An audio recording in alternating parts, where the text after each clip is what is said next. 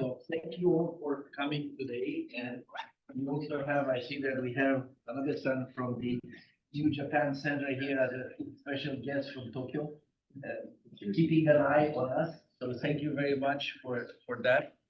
I think that I need to do something better to mute myself because I obviously am not muting myself. I don't know if I did this. Now, the session for today is EU ETS carbon dioxide removal CDR. It's a public event. It's not on the Chatham House. It's a public event. In many cases, we have it at the Chatham House News and closed, but it's not the case. So also the event is being recorded. It is not, it is recorded mainly because we need to have a record for our own institutional memory, but again, it's not something that anybody would say that would be secret anyway today. Now, today we are continuing our discussion on carbon dioxide removal on CDRs. And while last time we had a discussion, how the hell was it? I'm sorry, but after all these years,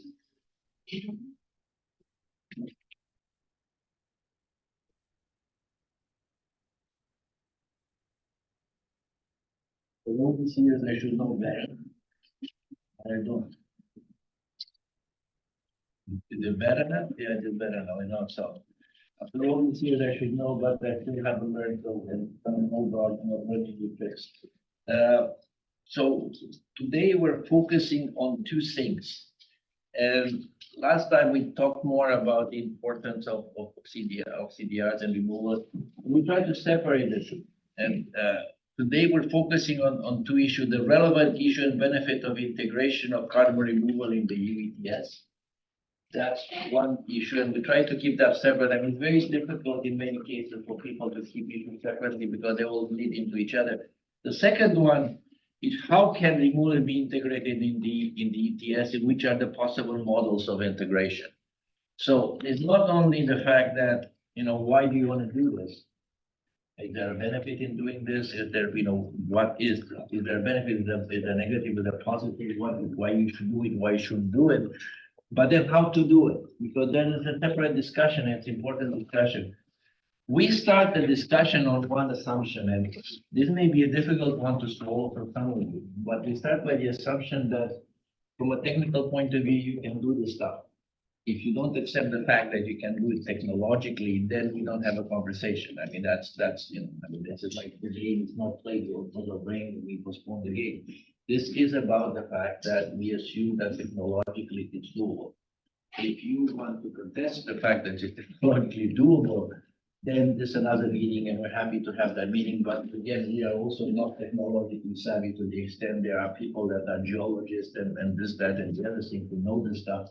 We're not those people. We are talking about ETS and the integration of CDR and ETS. Just again, it is an assumption. It is like, the old calculus class in my university said, let's assume that, and let's assume that. So we divided this into two parts. We're very happy to have a number of people here with us in two different panels. We'll try with the first panel.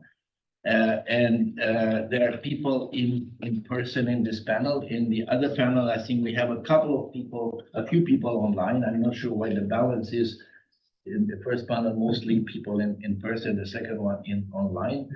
But we have Renaud from ZEP, Fabian Ramos from DG Clima. Fabian, good to see you. Thank you for coming. Stefano Miriello from CCCA. Leah Nyberg from AIDA and Winston Beck from Heidelberg. And I missed Louis Roger from Drax because I know Louis in another capacity as a negotiator that I sat in front of the table with him in Article 6 in the UNFCCC process. So before we start that, though, I'd like to give the floor initially to Ruben to give us some initial thoughts on this topic and where the commission is on this reflection. In general, I think we'd like to hear where you guys are coming on this. Then one, I think you'll have a few things to say, and then we go to the first panel. So Ruben, you go first. I think that the microphones work well, but people tell me they hear. I assume you guys can hear us at the back, yes? Okay. Thank you. I have a call, so but I'll try to speak loudly. Thank you for the kind introduction and organizing this timely event. I was at a conference last week in Florence. I remember Liv. I met you there, and from the audience, I got the question: will the EU integrate removals in the ETS? And I gave what I think still was a nuanced and balanced answer. But then on the way back, I saw in the news and certain press outlets that it may not have been that clear. That something like EU will integrate international credit in the ETS. That was absolutely not the message. And so I spent the better part of the last week to try and contain the outcome, explaining to colleagues, explaining also to people in the voluntary carbon market what I meant. And so one of my colleagues in the communications department said, at public events, you have to keep your answer short and you have to put your main message on top. So what I did now is reshuffle a little bit my speaking points. So it's still the same message, but hopefully clearer, and hopefully it will come across. So here we go. Let's see if it works. The first point. The Commission has not assessed whether negative emissions should be integrated in the EU ETS. I'm reading it because we are doing For the avoidance of doubt. Exactly. So we have not assessed it, so we cannot draw any conclusions. We will assess it by mid-2026, so July 2026. That is a legal obligation that we have in the ETS directive. That's no news. It's been there for 1.5 years. And that means that we have to start working on that very soon. We are starting now, and that's why this is a very interesting event for us to learn. The second message that's very clear is that we should not disincentivize investments in real mitigation, because those investments are crucial, and we move on and replacement for mitigation.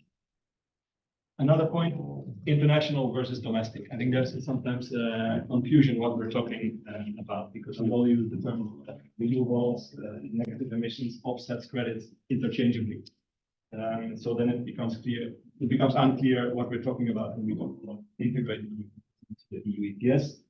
I think that we look at it now as a background against which our climate targets and climate goals are domestic, not 2030, but domestic. The COCF is domestic, so we do have domestic. So it makes sense to start there. Our review clause also talks about permanently stored CO2. So with the recital of tax and BECS, it's logical to start there. And we can review what we want, of course, we review whatever we want. Permanently stored tax, BECS, domestic. I think that's just not me. There's no explicit review clause for international credits.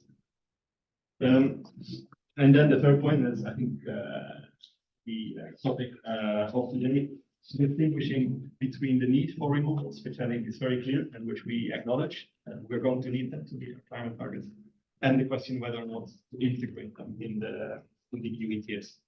We are focusing on mitigation, as I said, but the ETS already supports removals through the innovation fund.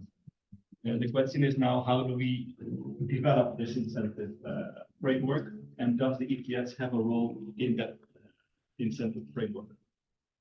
So what will we do between now and July 26? So we will study in depth the risks and the benefits associated with inclusions of negative emissions in the ETS. You talked about the benefits, André, but there are also risks. We will look at the if, and then we will look at the how. So one possible outcome is also no integration in the ETS. So in more detail, topics that we'll be looking at are the quality and the type of removals, looking especially at the question of permanence, the question of quantity, residual emissions, hard to abate sectors, the question of governance, which has already attention, I think, in academic literature, central bank, etc. The question of eligibility of use, and very important, the question of impact on the EU ETS as a market and also as a carbon price signal. Whereby also the question is, how big is this incentive? How powerful is this incentive that we can give as ETS? So in view of the fact that the system is getting smaller, that we don't know what price development will be on either ETS and renewables. And we will look at alternative options to integration in the ETS, an alternative incentivization framework, so contracts for different renewable obligation, renewable trading scheme subsidies. And these could perhaps be better than the ETS. So we're not the only option, but we can be an option, and very happy to explore that more in detail. Your good ideas today. Thank you, Ruben. Let me say this. You say that you have a mandate to investigate by 2026. I think a lot of these folks around here will, want to speed up the clocks. I think, I have my son when he was very young. We tried to make him eat spinach, and was pretty young. And so his grandmother was trying to give him spinach, and Philip is a lawyer today. His line was, "I like it, but not right now." So this is, we like it, you guys like it, but not right now kind of answer. So we hope that it's gonna make me the spinach faster. Anyway, so Ruben, thank you very much. What I didn't say at the beginning is that this is made possible by the dynamic team of Elena and Juan that have worked together. Elena is in charge of renewable CCS, that file, and Juan is in charge of the ETS. So we also try to collaborate across units, not that they're big units, but they're units. So I'll pass it on to my colleagues to make the initial remarks, and then we'll move on to the panel. Thank you, Andre. I guess that people in the online also can see the slides. Please let us know otherwise. So today, what we wanted to do is to, before starting the discussion with the different panels, we wanted to take a very quick look at the state of play. With the last revision, with the last version of the ETS directive, there are two important elements which are mentioned, provisions. The first one is in the Article 12, in which it mentioned that an obligation to surrender allowances shall not arise when the CO2 of the greenhouse gas has been captured and utilized in the way that is permanently and chemically bound in a product. But important also to highlight today, and this is because we are having this discussion today indeed, is the Article 30 of the ETS directive that says that the European Commission by the 31st of July of 2026 should come with a legislative proposal. And here you have involved some important elements of this potential proposal, which is how negative emissions that are removed, how they are accounted for, how they could be covered by the emission trading, which is the topic of the discussion of today, the scope, the criteria, and the safeguard, which is also something important to consider. So when we will be expecting a revision on this element, today what we wanted to do is to start mapping which could be the pros, the benefits of these potential elements to take into consideration. You have to try the discussion with the panelists. We also want to mention that we aim to publish a paper by the end of May. Will be published at the Florence School of Regulation on the integration of negative emissions in EU legislation, and one important subchapter is going to be integration of negative emissions in the EU ETS. So as Andre well mentioned, we are assuming today, in this paper that CDRs are technologically working. And on the left, you can see some elements, some brainstorming, and on the right also about why they could be included in the ETS, why CDR could be included in the ETS, but also not forgetting that there are some issues for consideration. So we highlight the importance of the ETS as a tool which has been working for a number of years, since 2005, which is a credible tool. It's a market-based tool.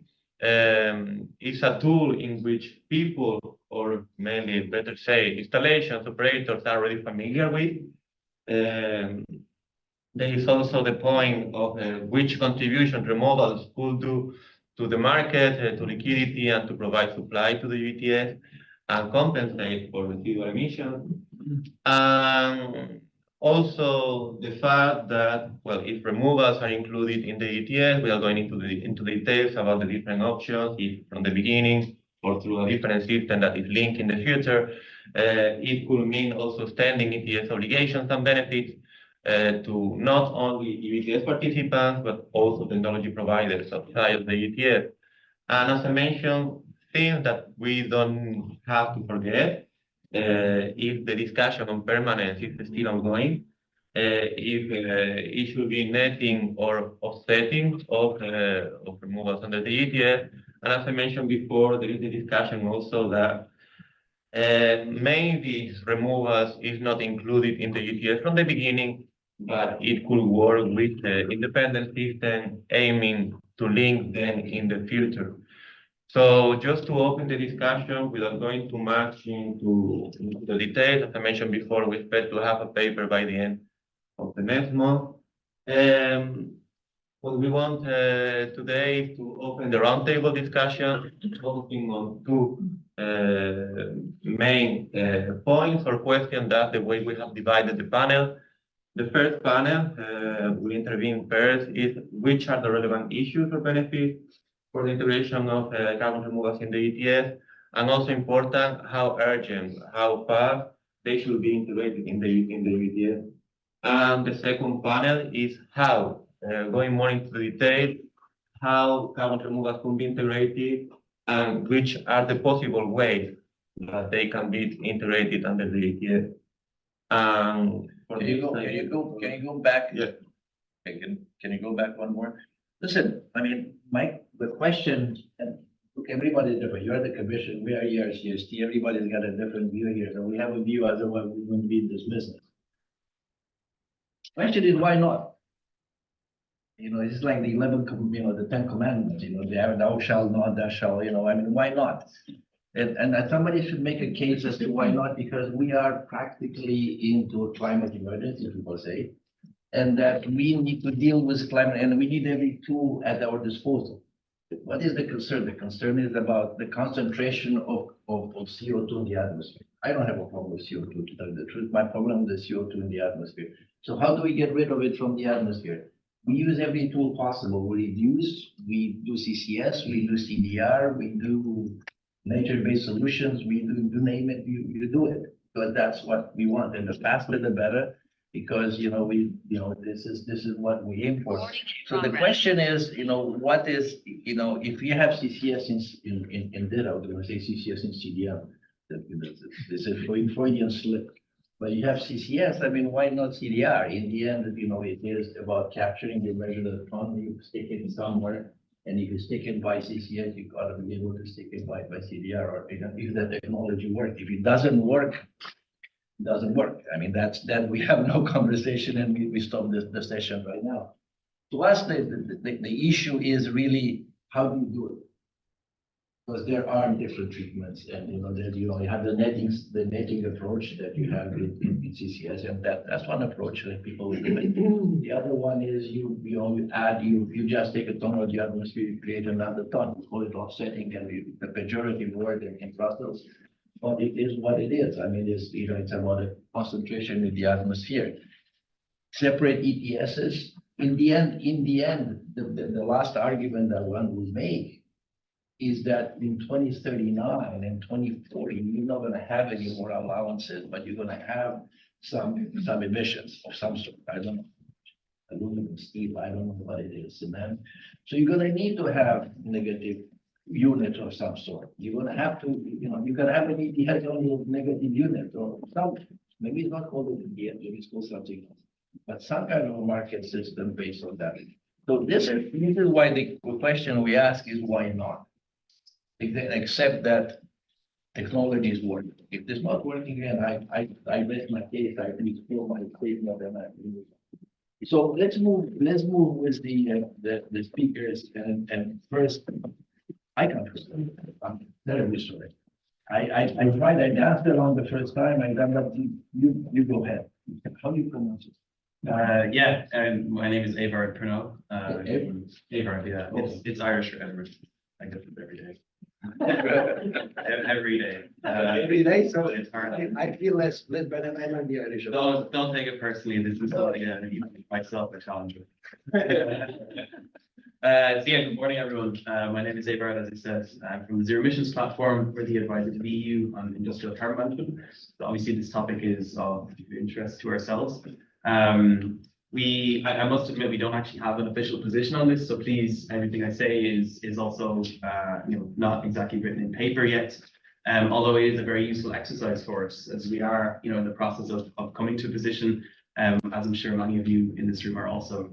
I think it's important when we're asking why or why not should we look at integration between ETS and CDR, that we very much focus on what we have currently. So obviously we have the industrial carbon management strategy with some very large targets in there, including 280 million tons of capture by 2040. We have the Net Zero Industry Act, obviously with 50 million tons of capacity by 2030. The EU has recognized, I would say finally, that carbon capture and storage, as well as sort of DACs and BECCS, and I think that's mainly where we should keep the discussion today, are very important technologies, critical technologies if we're going to reach climate neutrality. So I think when we're looking at how we interact between ETS and removals, let's say, so with DACs and BECCS, we don't have a two-way door in ETS. It's currently non-surrender allowances for ETS.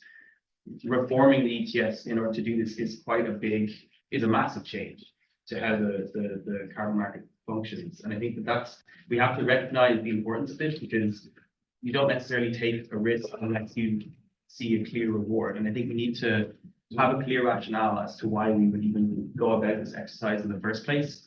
So as I see it, there are mainly two rationales for why one would want to go through this exercise. The first is very much rooted in how the ETS functions and will function within the next coming years. Obviously, we'll have decreased allowance supply in the market. This will increase problems of volatility, of price spikes. We might need to look at measures related to price, targets, and then we need to intervene into the market. At the moment, it's mainly supply related. And then the second rationale is very much focused on scaling up CDR, which I think we can all recognize is important. And I don't want just to focus on the need to scale up CDR. It's really important, but I think it's important that we also recognize that integrating with the ETS is not the only tool to do this. And we have industrial policy mechanisms that are available, as well as also ones that could be generated. I mean, we just saw, for example, in the Net Zero Industry Act, the storage capacity obligation is something that's never been done before, or an injection capacity obligation. So there are new ideas that we may also come up with in the next coming years to scale up projects, because I'm sure many of the companies here who are embarking on doing CDR projects will explain that they need incentives right now in order to get to final investment decision to build these projects. And something that might take 5-10 years of negotiations between the council and the commission is not going to help them, or may not help them with their projects, and certainly in the short run. And I think moreover, we need to also recognize the history of the ETS. So obviously, we've primarily focused in ZEP on carbon capture and storage from industrial process emissions from fossil fuels. But we've already had a linkage between the ETS as the incentive for CCS projects since 2009. Essentially, we have the CCS directive, and we don't necessarily have a great track record of getting to final investment decisions with the ETS. So it's not a one-on-one say, oh, we'll integrate it with the ETS and then all these projects will just pop up. It didn't really happen with CCS for various reasons, which we can also go into. But I think it's important to recognize that, and in ways, CCS is easier because the costs are much reduced, right? We're not talking about hundreds of euros a ton. We're often talking about 100 euros a ton, 150 euros a ton, maybe even 200 euros a ton. And yet we still needed industrial policy mechanisms. And I feel that if we get rooted into this debate of ETS and linkage between CDR, we might lose sight of the fact that industrial policy mechanisms are probably more important to getting to those first, second, third, fourth, fifth projects, then the costs come down. And then maybe that, carbon markets and that sort of market-based mechanisms will play a role in the longer term. And And as well, how we actually go about this is quite important because we do talk about DACs and DECs as if they're sort of together as like technologies, but they functionally very, very different. So BECS, for example, if you're applying it, you already have revenues coming from power or from heat that's being sold onto the grid. Costs wise, it can be much cheaper. Obviously, there's issues related to the sourcing of the biomass and cheaper might not necessarily be better in terms of the sustainability. DAX is fundamentally different. It's an energy sink that will always be expensive in a sense, or more expensive relative to BECS, because there is no application with other revenue sourcing. And so I feel like if we lump those two together and trying to integrate them into the market, it might not lead to ideal outcomes. We might just see a lot of low quality BECS projects essentially getting finance from it, and not necessarily what we're looking, which is trying to develop a portfolio of carbon neutral technologies. On the other hand, I do think it's important, and I'm admittedly not an ETS expert. My focus and our focus is very much on industrial carbon management technologies, but there will be issues related to functioning of ETS markets in the 2030s. And I think we will need solutions for this. There are ways in which we can try and deploy, something that can manage the market in a way that carbon central bank is the hot topic of the day. And that might be needed, for reasons of proper market functioning. But that might not necessarily entail linkage with CDR in there, or it might do, but maybe after 2040 potentially. So I think it's important that we recognize that there are solutions that are going to be needed to deal with the issues of liquidity and sort of price volatility in the ETS market. I think for a lot of the project developers, they're looking at ETS as an option, particularly in the long run, to help scale up their projects. But I worry that if we focus too much on this as a topic, there is an opportunity cost in the sense that we're not focusing on other things that will help get the first projects going and getting the learning rates and getting the costs down. And actually, I think industrial policy mechanisms might be better suited, particularly in the next coming years, to getting these CDR projects off the ground. So yeah, that's some overarching thoughts for myself. Thank you very much.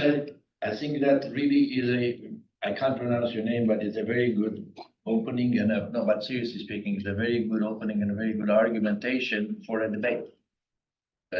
Just because we are ETS people and I'm a natural ETS and market mechanism person, it doesn't mean that we jump the head first in the pool and before thinking about it. But argument are something that we need to react to. No, thank you very much. And you just say we are ITS people. Yeah, but I think when on these questions, you can look at it from two different perspectives, the ETS perspective, and here we will understand the ETS perspective from the for what is about commission. And from my side, I would like to take it from the carbon removal perspective. I'm not going to come back on that. We all know that we need carbon removal in the future and all that. You are saying, Andre, that our basic assumption is that carbon removal are working. Question is, should we say are working or will work? And it depends on the type of carbon removal. And this is also an issue, and this is what you were referring today. Are we ready for a direct integration in ETS? What will be the impact of that? Carbon removal are costly, depending on the type of technologies, and we might need some development. And then you have also some mechanism to support the carbon removal to make them ready to be at a certain point potentially, and without preempting anything, ready for the ETS. So what do we need to look at? We need to look at the cost of carbon removal, but what is behind the cost of carbon removal? The energy efficiency, obviously. And then you have to look at the characteristics. Some carbon removal are permanent, others are temporary. Some carbon removal are what we call open systems, and other closed systems. So in a closed system, you can measure everything and check that how much exactly CO2 you get. On open system, it can be more difficult. Well, some people are talking about natural-based solution, technology-based solution. It is, yeah, different type of carbon removal. And we need to think about what type of carbon removal we need for the future and what type of carbon removal can be easily integrated to the ETS, or for which type of carbon removal it will be more difficult. What type of carbon removal we need for the future? I'm more and more convinced that there is not one solution, and we need a portfolio of covering. We need everything. And when I say everything, I'm also including open system. I'm talking about enhanced weathering. I'm talking about ocean solutions potentially. And it has a lot of implication in terms of monitoring, reporting, verification. There is uncertainty on how much carbon is really removed from the atmosphere now. And some people could argue that when we are talking about ETS, we have a lot of certainties on how much emissions are really emitted. So what do we do with the carbon removal where we don't have this level of certainty? Should we exclude them upfront from the ETS, or do we need to find a way to integrate them? A little bit like the temporary permanent discussion, we need to find something. And I think the certification framework for carbon removal, and I need to talk about it 1 second on that, it's an important tool for this. This is really the tool where we are going to look at all types of carbon removal activities to see their characteristic and to develop something that can be potentially useful for the integration of carbon removal in the policies, being in ETS or somewhere else. We are talking about targets, we are talking about procurement, we are talking about EBA. There are so many options on the table, and I'm sure lots of people here are going to talk more about that. And the last point I want to make is we talked today about carbon removal. Gas and BECS, of course, these are our industrial solutions, so I think a lot of people are interested by this solution. But once you capture CO2, you can either store it for the negative emissions or reuse it. And we need to see in the future how we are going to articulate these two options. What should be developed and under which conditions, etc. In an ideal world, we should not need carbon removal forever. We should. So unfortunately, I'm not very optimistic, and I think we are going to overshoot our temperature goal, and we'll need to decrease carbon removal. But at a certain point, if we do it well, thanks to the carbon removal, we can land at a level of temperature and the concentration of CO2 in the atmosphere that is okay. But then we still need CCU to avoid to put back carbon in the atmosphere. So I think different issues to have in mind when we talk about this integration. And the last one you mentioned it, Andre, with the ETS, this is relative to emission reduction. If you use the driver to arrive at a certain level at net zero, but we are only 7% of the global emission. 93% of the other emission are happening somewhere else in the world. And I think we will need to be a net negative. And we cannot just ignore this because we are living all in the same planet. And we will need, if we want to have a planet on which we can all live, we'll probably need at a certain point to go for net negative emissions in order to, we already mentioned it, remove CO2. And the governance aspects then might be very different. Carbon removal, we are talking about the social cost of carbon. Maybe we should talk about certain point how to deal with this, to talk maybe about the social benefit of removals and how to put in place a governance. Well, your study is putting a lot of issues, and that's again, I'm in the enviable or unenviable position of chairing this, and as such, I have to make sure that there's a conversation. So I will go around and see what other argument we have, but certainly also you raised a number of points that you may agree with them or some not, but there are important points that they need to be taken into account. Louis, good to see you. Good to see you again, Andre. And thanks very much to ERCSD for throwing this event. It's a very personal discussion. And as an Englishman on our day of our patron saint today, St. George. St. George. St. George. I have to call my friend. Okay. I'm appreciating the panel's approach to slaying some dragons in relation to the EU ETS. So I'll give my 2 pence, admittedly as a BECS developer, so respected entity which is trying to sell rules and the relationship with the compliance-based system. So one of the common issues that I've been hearing raised in relation to removal to the embracing ETS is the fear that somehow doing so would lead to slower pace of emission reductions, so-called mitigation deterrents. It's just an issue I think that it would be interesting to hear the panel's views on. my own 2 pence on this is I feel that potentially it's a little bit of a red herring if the design is right in terms of the overall cap. If you allow removals in and allow the cap to inflate, I could foresee how that might occur. Because you have an opportunity to offset your decarbonisation with more allowances. But if you were to keep the cap the same and to integrate removals into an existing or decreased cap, there are many reasons as to why it should lead to additional climatic benefits. Whether or not that's through increased incentives through robust carbon prices, or whether or not it's just the simple fact that a removal is probably superior, atmospherically speaking, to a piece of paper, which is essentially what an allowance is. So I think there's a lot of scope here to be driving additional carbon action. Another sort of, issue that I often see quite relevant in this integration question is the relationship between removals and existing allowances. What are they? If the removals come in, do they transubstantiate into allowances? They both represent the time of CO2. How do they relate to one another? And I think this is spare by theory. We have to have 1 ton of CO2 as the basic unit within the combined system. And this often leads folks to conclude that you should essentially have a removal and allowance being the same thing. Now, my view on that is that that's slightly misguided because it fails to sort of look into the relative attributes of the removal from a climatic perspective, but also its additionality in relation to the current carbon growth system. So my view on that issue in particular about how they should integrate together is that the removals and the allowances can be distinct, but also coexist. And essentially, it's almost an analogy if you think about a house or a wall that's made of bricks and mortar, and they're both contributing towards the goal of the structure in their own separate ways, but ultimately you need both of them. And my view on this is that both can contribute to compliance within the cap.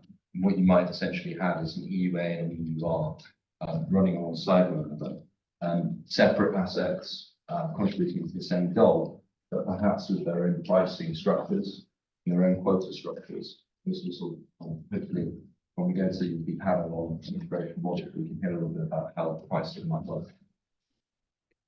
The governance of the system obviously is a huge issue. Eobard very rightly set out that complete redesign is on the cards if we don't think about it. We're sophisticated or clear on our objectives. And there are various models, obviously, which we could touch on. My feeling on governance is that the authority needs to act as an intermediary between what is essentially a market-based production of removals outside the ETS, and then essentially acts as an off-taker. And the reason for that is that it insulates the ETS from volume and price. It gives the authority control to switch on taps and switch them off, and attributes costs to industry, taxpayers, whoever, in a way which is beneficial, but also keeps the system parallel. And there are lots of models for proposals around central banks and such like. I think it's that approach as well, and taking that issue from that particular perspective, I think helps to really navigate some of the risks that Eobard was pointing to. Then, of course, Fabian touched on the whole question of which activities are eligible. All the different categories of removals. We're very generous in saying everything that types of activities are considerations there. I'd like to break it down a little bit, but if that's okay. And this is obviously I'm speaking on behalf of the large scale. But it is to be that I think we should go to essentially commoditize carbon, commoditizing renewables by putting them in the cap and trade system with single budget of units, quantified targets. That this lends itself to a very particular type of project type for integration. Measurability is super important. So I think that lends itself to metered volumes of CO2. You can actually count the CO2 that's being geologically stored. Probably done on full cradle to grave life cycle assessments. That's super important for going to be permanence is obviously a huge factor in any sort of commodity market. You've got to have the visibility, the ability to weigh these commodities, and for surety that they ultimately are there when trading is done. I think that the permanence will be able to happen to something which, however much we can talk about technology neutrality or being an open book, I think we'll always come back to this question. There's another, side to this as well. I think Ruben, I don't want to cut across your opening remarks, which are very clear about the domestic nature of these and the domestic nature of the carbon mitigation but it's maybe one that we need to take a bit of a rain check on. Go through and I can't remember which review provision you mentioned in which bit of legislation, but it's always useful to hold that because ultimately decarbonization can be achieved across borders. It can be achieved more cost effectively, and we do have a bit of a problem with the removals that have been planned in the past volumes with time take place in very select jurisdictions in the developed world. So I think it would be remiss to completely write off the idea that we could engage in carbon program some sort of further down the line. Perhaps as a complementary to the way of allocation. But more interested sort of throughout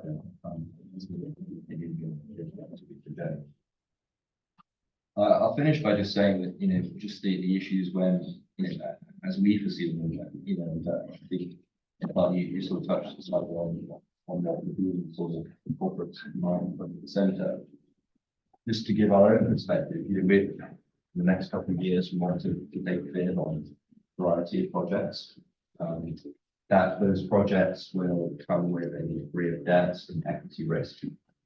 The largest part of the risk in both those pies is associated with volume. So we could or could not get maybe some government support, which might exist on prices.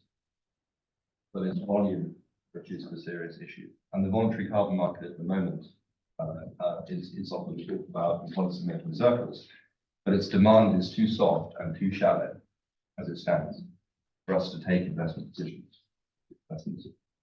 So the compliance-based markets and the ETS in particular offer an amelioration of that volume risk. And it might just be a tool in a suite of measures, industrial measures, so I'm saying other forms of regulation. But it feels to me like a pretty important one when you look at the volumes that we're talking about. Thanks for the opportunity to speak and looking forward to it.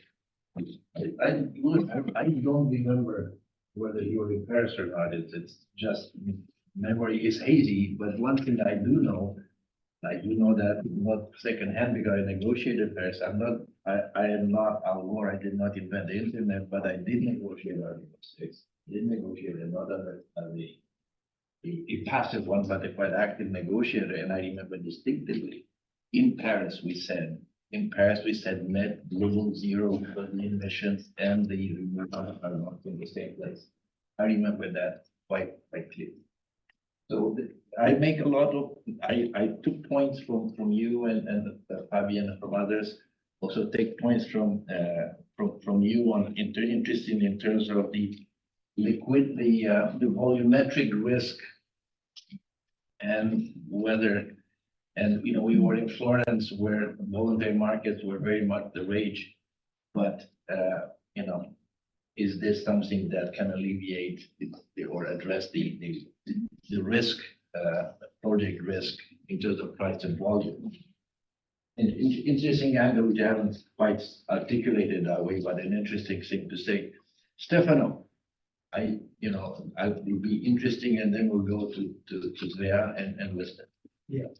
Firstly, you got it right, Stefano. Most of the time, Ross is Stefano, so thanks for that. I spent enough time in Italy, I think. No, jokes aside, thanks to the for, You just made my day. for having me here today. I'm representing the Carbon Capture and Storage Association, the lead European Trade Association representing over 100 companies across the two CDRs of the chain. So, as you might imagine, as Fabian mentioned before, while listing the different type of removals, our suggestion is focus first, of course, on those removals that at this dimension of permanent permanent dimension, of course, referring to bats and ducks as we already heard.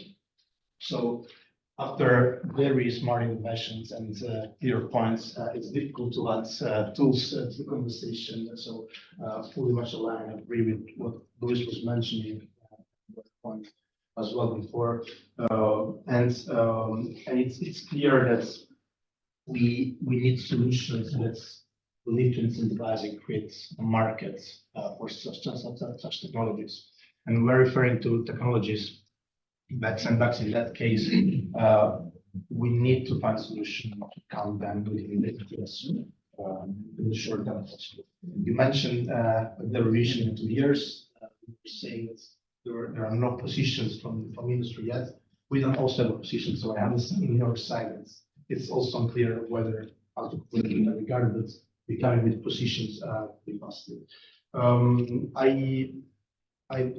When we mentioned the definition of permanent storage there, we made clear that of course there are different solutions, but we also mentioned storage products, CCU as you were mentioned before. So it'll be interesting to hear where we are in the process of revision. So if you mentioned CCU ETS, there's potential consultation and it's now very soon, so we should understand that we get there.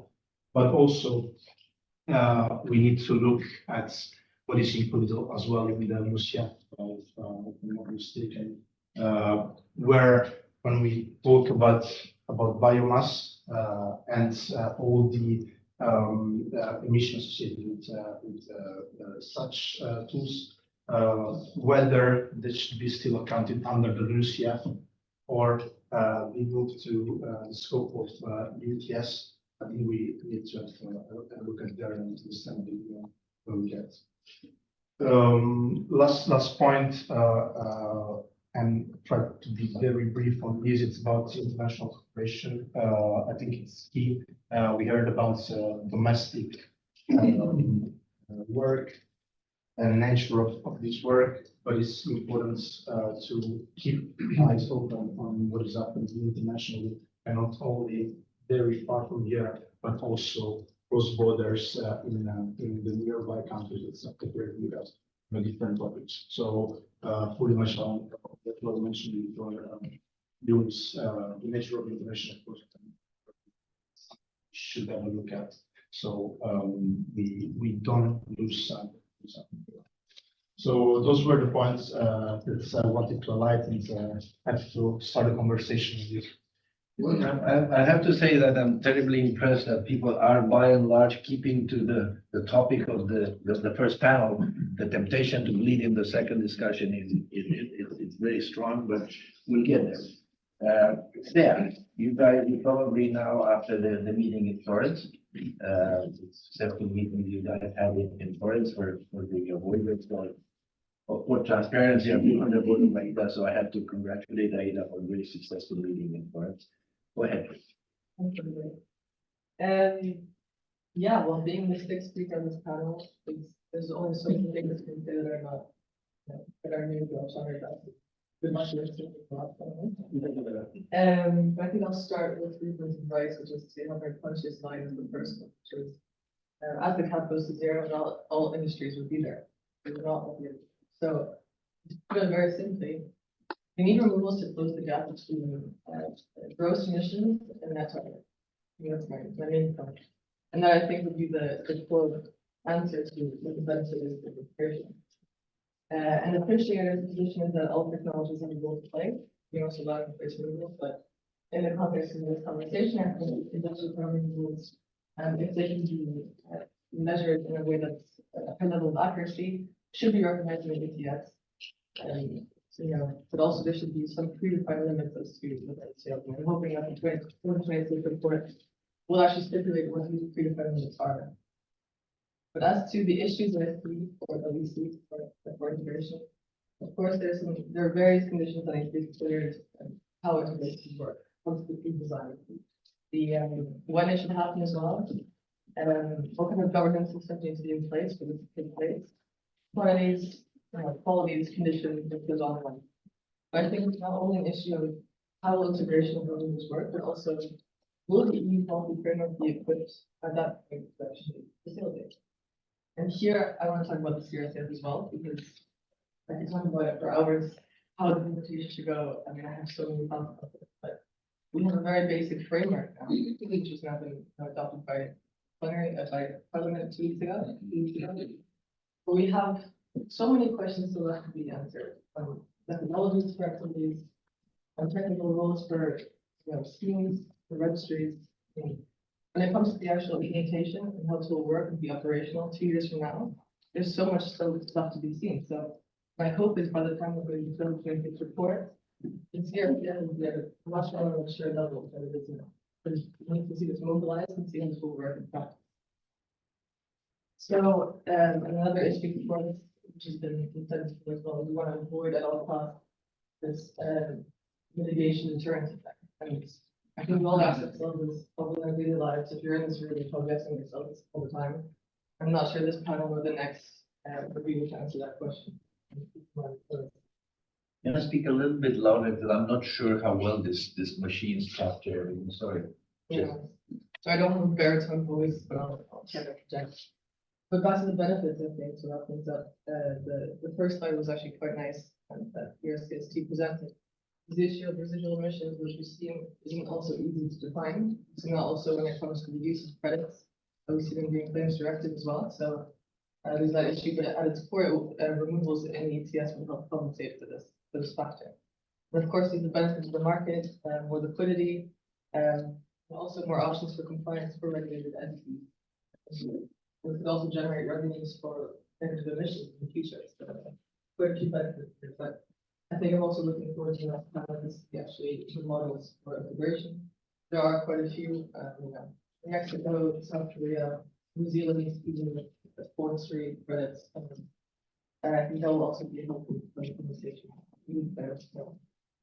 Which doesn't mean that you cannot come back in the next panels there and talk about it. I mean, we didn't know that your focus, you would have liked to have the focus on this, because our mistake, we should have checked that. Winston, last but not least, I think the Greek city, she's number 6, you're number 7.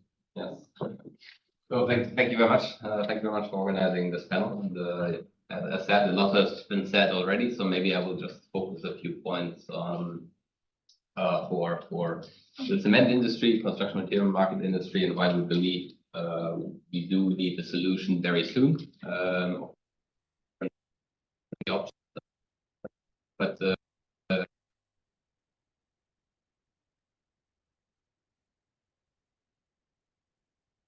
maybe very quickly to Heidelberg Materials. I know you always refer to Heidelberg, but I'm not working for the city before. We are one of the biggest construction material producers in the world, and we are actually the biggest cement producer in Europe. So we are of course one of the biggest obligated parties party to the ETS, and I think we are also a very clear-cut case for CDRs, given that cement is not just emission intensive, but we are having a lot of unavoidable process emissions. 2/3 of our emissions are coming from the calcination of limestone, and that is why we are having set ourselves very ambitious, both as an industry but also as a company, very ambitious sustainability targets. Heidelberg Materials aims to reduce its CO2 footprint by almost 50% by already 2030. We can achieve a lot of that by conventional levers, but we already need CCS by then. So we are not only talking about 2040, but we are already talking about 2030. And we have so far, I think, around 11 large-scale CCS projects. And traditionally, the cement industry has a high percentage of biomass in their fuel mix. And of course, that means that we could be a big provider of CDRs. Now, I think the first reason why we are engaging in this debate is indeed because we need regulatory certainty and we need incentives. That's absolutely critical. CCS are very CapEx and OpEx intensive. There is no business case for these technologies to date, at least not for the breakout period for the next 10 to 15 years. And CDRs receiving carbon credits can support that going forward. We also really need to find ways to promote innovation, and by incorporating CDRs,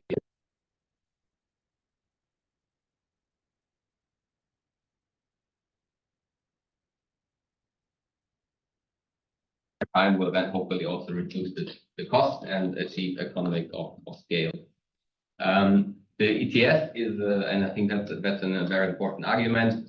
It's an existing, well-functioning, market-based system, which is very well known also by our value chain. It already gives a clear price signal for avoided emissions using CCS, and we need the same also for BECCS and negative emissions. And we all know that there are several issues with BCM. The demand is quite shallow. And also, giving different price signals to biogenic and fossil CO2 could lead to market distortions and also to many other unintended effects. We need a mix of solutions, including CDR into the ETS would give us somehow a flexibility how to manage emissions and to choose the most cost-effective and technology solutions per plant. But of course, it doesn't mean we need to address reducing emissions in the first place. That is very clear. So we may need, and that we could discuss in the second part of the panel, we may need to define a bit more clearly what are these residual emissions. That is very difficult to do, but I think it's probably a necessity going forward. And in view of 2040, I think that was already said. That's 16 years from now on. That's one big investment cycle for the heavy industries. So we really need to get going. We have the cement industry has around 200 clinker production plants in Europe. These are establishing these technologies, constructing these technologies takes 4 to 6 years. And that doesn't include the permitting, that doesn't include making the business case and reaching the final investment decision. So I think using the ETS revision in 2026, I think this is the time when we need to come to a solution. So in the end, I think it is really about finding a balance between managing our residual emissions and maintaining, of course, the integrity and the ambition of the system. Very well. Look, we have gone through the seven speakers that we have here. So I appreciate that people have kept relatively focused and relatively short. I think it's a first for us. Now I'm asking the people on the virtual participation. There are about over 100 people there, but also in the room, if there's anybody else that wants to intervene. You heard the arguments, and the arguments are some about the timing, the technology, a number of questions that have to be answered. Some of them, if you want, more technically or some of them more political.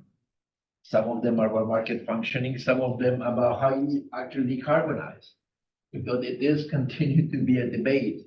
Are we decarbonizing on kind of a subsidy type of system or decarbonizing on a price type of system? What are we doing here? Is it a mixture of the two? Is it a mixture of two? How hard do we err on one side or the other side? Because there's an efficiency involved in decarbonization. We saw the report that came from, and that more that was coming, basically saying, if we try to compete with the IMF said if we try to compete with the Americans in throwing bonuses at this and subsidies, this ain't gonna work. So there's a lot of question in CDR. The CDR discussion is not isolated. CDR discussion is part of that whole approach. Because whether it is a negative emission and later on, and Europe saves the world, or it's simply our being net zero, that's another debate. But one way or another, an important component in the discussion on the role of why and why not. Opening the floor for people to ask questions, make comment. The gentleman at the back, two gentlemen at the back. But you gotta stand up and speak up and identify yourself short glance, not name a serial number. Serial number, okay. Hi, very good morning. George Wills from Nordic Bank SCB. We have been in this market for carbon removal for the last 2.5 years. And I just want to share a few experiences that have, theory meets reality, and then also some injection, I guess, in the discussion. So one is that we have now approximately 130 of our clients. We have a big industrial bank, so we have a lot of big emitters in Europe as our clients. And on the voluntary market right now, everybody understands from the corporate side that they need to buy eventually removals, but the costs are very high for the good stuff that we're talking about, the BECS and that, right? So on the level of subsidies, I think it's inevitable. I think right now a BECS is around 300, 400 euros a ton compared to an ETS price. I think the reason why we see that pull factor from the RA is because it makes, it just reduces the CapEx costs. The second one is grandfathering in of existing removal credits into hopefully a future system where we have them was as part of some ETS. So there's quite a lot of removal projects right now, and I mean permanent removal projects, partly funded by the EU, particularly Northern Europe, that are starting now, that when it comes to bid now, or have already come to bid in the next coming 2 years prior to 2026. What's going to happen with these credits? It's a really big flagship projects. My concern is that they're going to fall between the chairs. And then on the interplay ETS and CDR, and maybe with the competitiveness, if I think the EU wants to stick to its targets of 2040, proposed in 2050 for sure, net zero, there needs to be extended a helping hand to our industry to make sure that industry stays in Europe, because that's the real basic we're facing right now, the de-industrialization. They can stay in Europe and they have a well-functioning market, so they can have removals, they can stay here and they can still produce. So that's also going to be key points we need to put in there. Yeah, one question that one has to ask himself or herself is, you say, I mean, it's a very good point, the price is 300 or thereabouts. If that is the case and you need to go to 300 in order to get to the solution, and you need to get to the solution, but the price in it's other commodity is 60 to 70, and you've got 10 years to go from here to there, then which one is not rightly priced? Because one of them, there seems to be some discontinuity between the price of the ETS at 60 and the price of this thing in 10 years at 300. Oh, we have an answer to that? Yeah, I think the way we look at this is those are two pressure bars working in from opposite directions towards each other, right? The ETS price will increase as we reduce, so you will see an increase, and that is giving you the marginal abatement cost curve, right? Even though it doesn't really, because the problem is for companies to actually make the switch, if CapEx costs are not featured in the ETS, so the ETS price should be higher. And then BECS price, and that I think it was a very good comment before, I think Louis was on volume restrictions, because if we putting in cheaper stuff, particularly nature-based stuff, then actually the price of removals will go down. And then we don't have the kind of the push factor that we want to have with CDRs, which means, okay, CDRs are really only used for the marginal case when it just makes it's crucially expensive to decarbonize those last 5 or 10%. So they are not contradictory. I think they're working from both different ends of the curve. And they shall meet somewhere. And they shall meet some, who knows where, when the market, if there's a market allowed to function, they will meet somewhere together with nature-based solution and everybody else, because in principle, they all should work together and should have should have an environmental solution, because that's all it's about.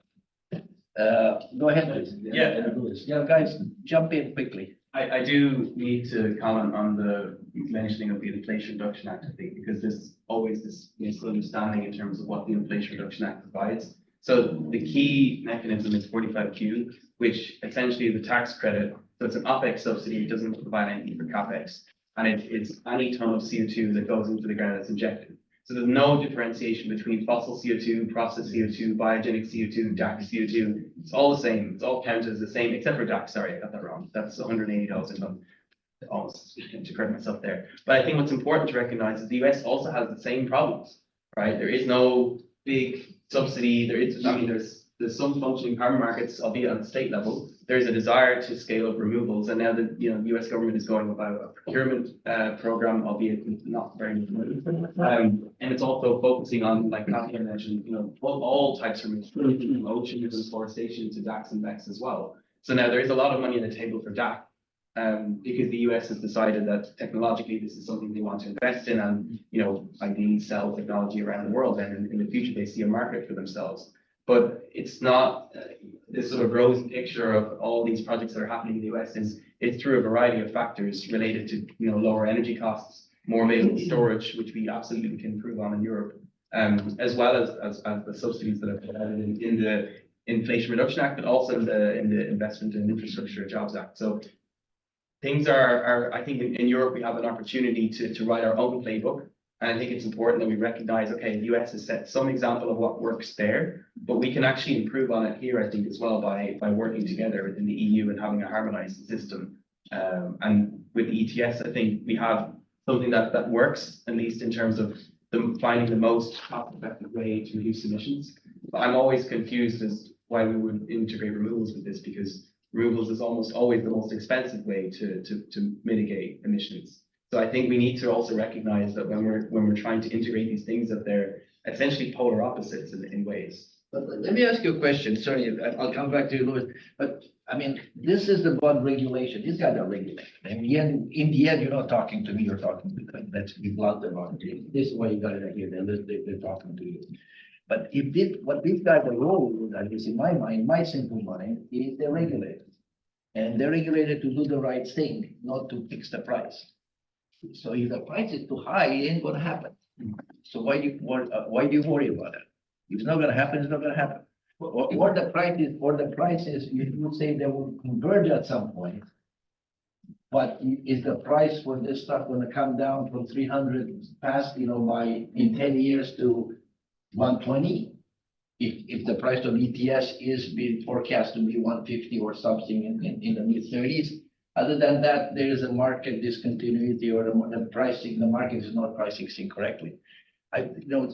Seriously, I mean, because this is my hobby, is they are regulators, and they should not regulate prices, at least in principle.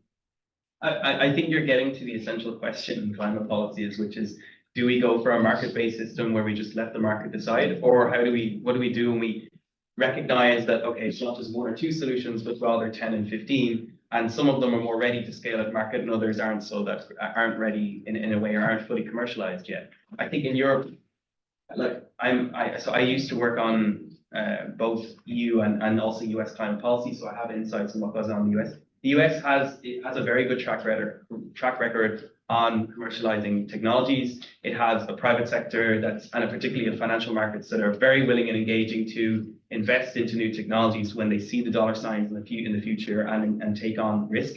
In Europe, it's like there is obviously a very large financial sector, but I think we can learn lessons in terms of commercializing technologies. And so that's why this morning I've kept banging the drum on industrial policy, because I recognize that market-based systems like the ETS work well when it's a level playing field and all the technologies are already commercialized and they can compete with each other. We allow the market to decide it. And I'm not saying we should mess with that. I'm actually saying the opposite. We shouldn't mess with that. let the market as it is function. Now, we will need to address the issues of liquidity, particularly in the next decade, but the market as it is designed to achieve, cost-effective climate mitigation. Removals, as I repeat again, is not the most cost-effective climate mitigation, right? It's functionally different. It's also in terms of its value that it has, it's different. But we recognize it's important because the climate modeling says that we need it, and on all of the EU strategies now are clear that we need all of these different technologies, and some of them are more ready to scale than others. So that for the ones that, for these toys essentially that we need to also have people playing with them and we need to commercialize, we need additional mechanisms for that. And so what I'm saying is that for the carbon removal project developers, I don't want to give them this hope that the ETS is going to solve the problems, because what might actually be more important for them, particularly in the next decade, as we hear about all these projects that want to take FID, is that there are other tools in the toolbox that we can use. And I think it's important that we might need to focus on those instead of just hyper-focusing on the ETS. You answered the question, whether we agree or not, that's a different story. That my role is here to just provoke discussion, and I see my friend in the back is nodding vigorously. Listen, I got myself a bit of a problem here. Is then that Louis, and I think I missed you, and then Robert, and you, and then there are two people on the screen. Sorry, I didn't see you. Liv, do you have? Yeah, you sure? Okay, sorry about that.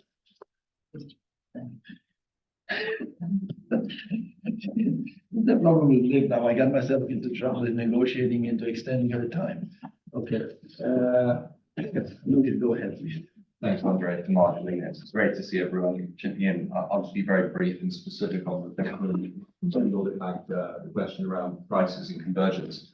I think that, this is a serious issue. We always kind of butt up against this problem, like, what happens if, or will the prices ever converge, and where they are now, and where they'll be in the future? And this is a really difficult problem. I think that some of us, sometimes when we're considering this very serious issue, can be afflicted by some kind of myopia in the design of the system. I feel like there's a fix to have, as I was saying in my opening remarks, about distinct but coexisting assets that contribute to the same target. And essentially, so what you would say is to say an emitting installation is that you need to surrender allowances, 95 points of which are emissions allowances, 5 of which are EURs.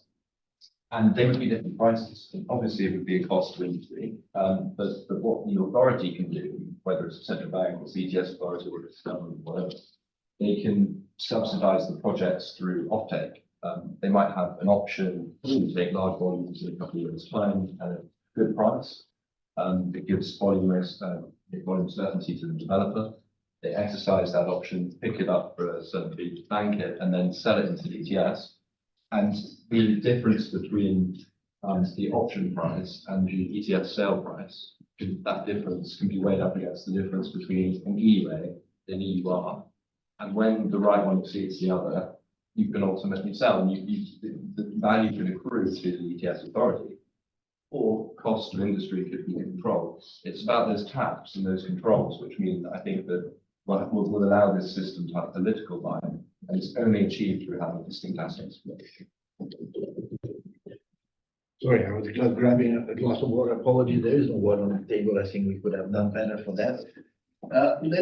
Before I go to you, let me go to Rene, because I also would like to make sure that people on the virtual meeting see some benefit in participating in this, not only being spectators. And so Rene, if you want to introduce yourself very briefly and let's try and keep it short, please. Yes, sure. Thank you for having me here. So my name is Renee, and I'm from NeoCarbon, which is a climate tech company based in Berlin. We specialize in direct air capture.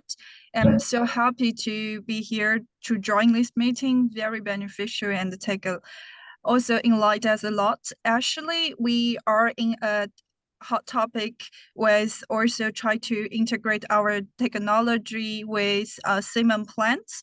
So we feel like resonate a lot about the discussions. We can speak about 2 points from our side to provide some insights as a DAC provider. So firstly, we strong believe that ETS is like the biggest driver for a company to innovate and to integrate it CDR in their carbon reduction toolkit.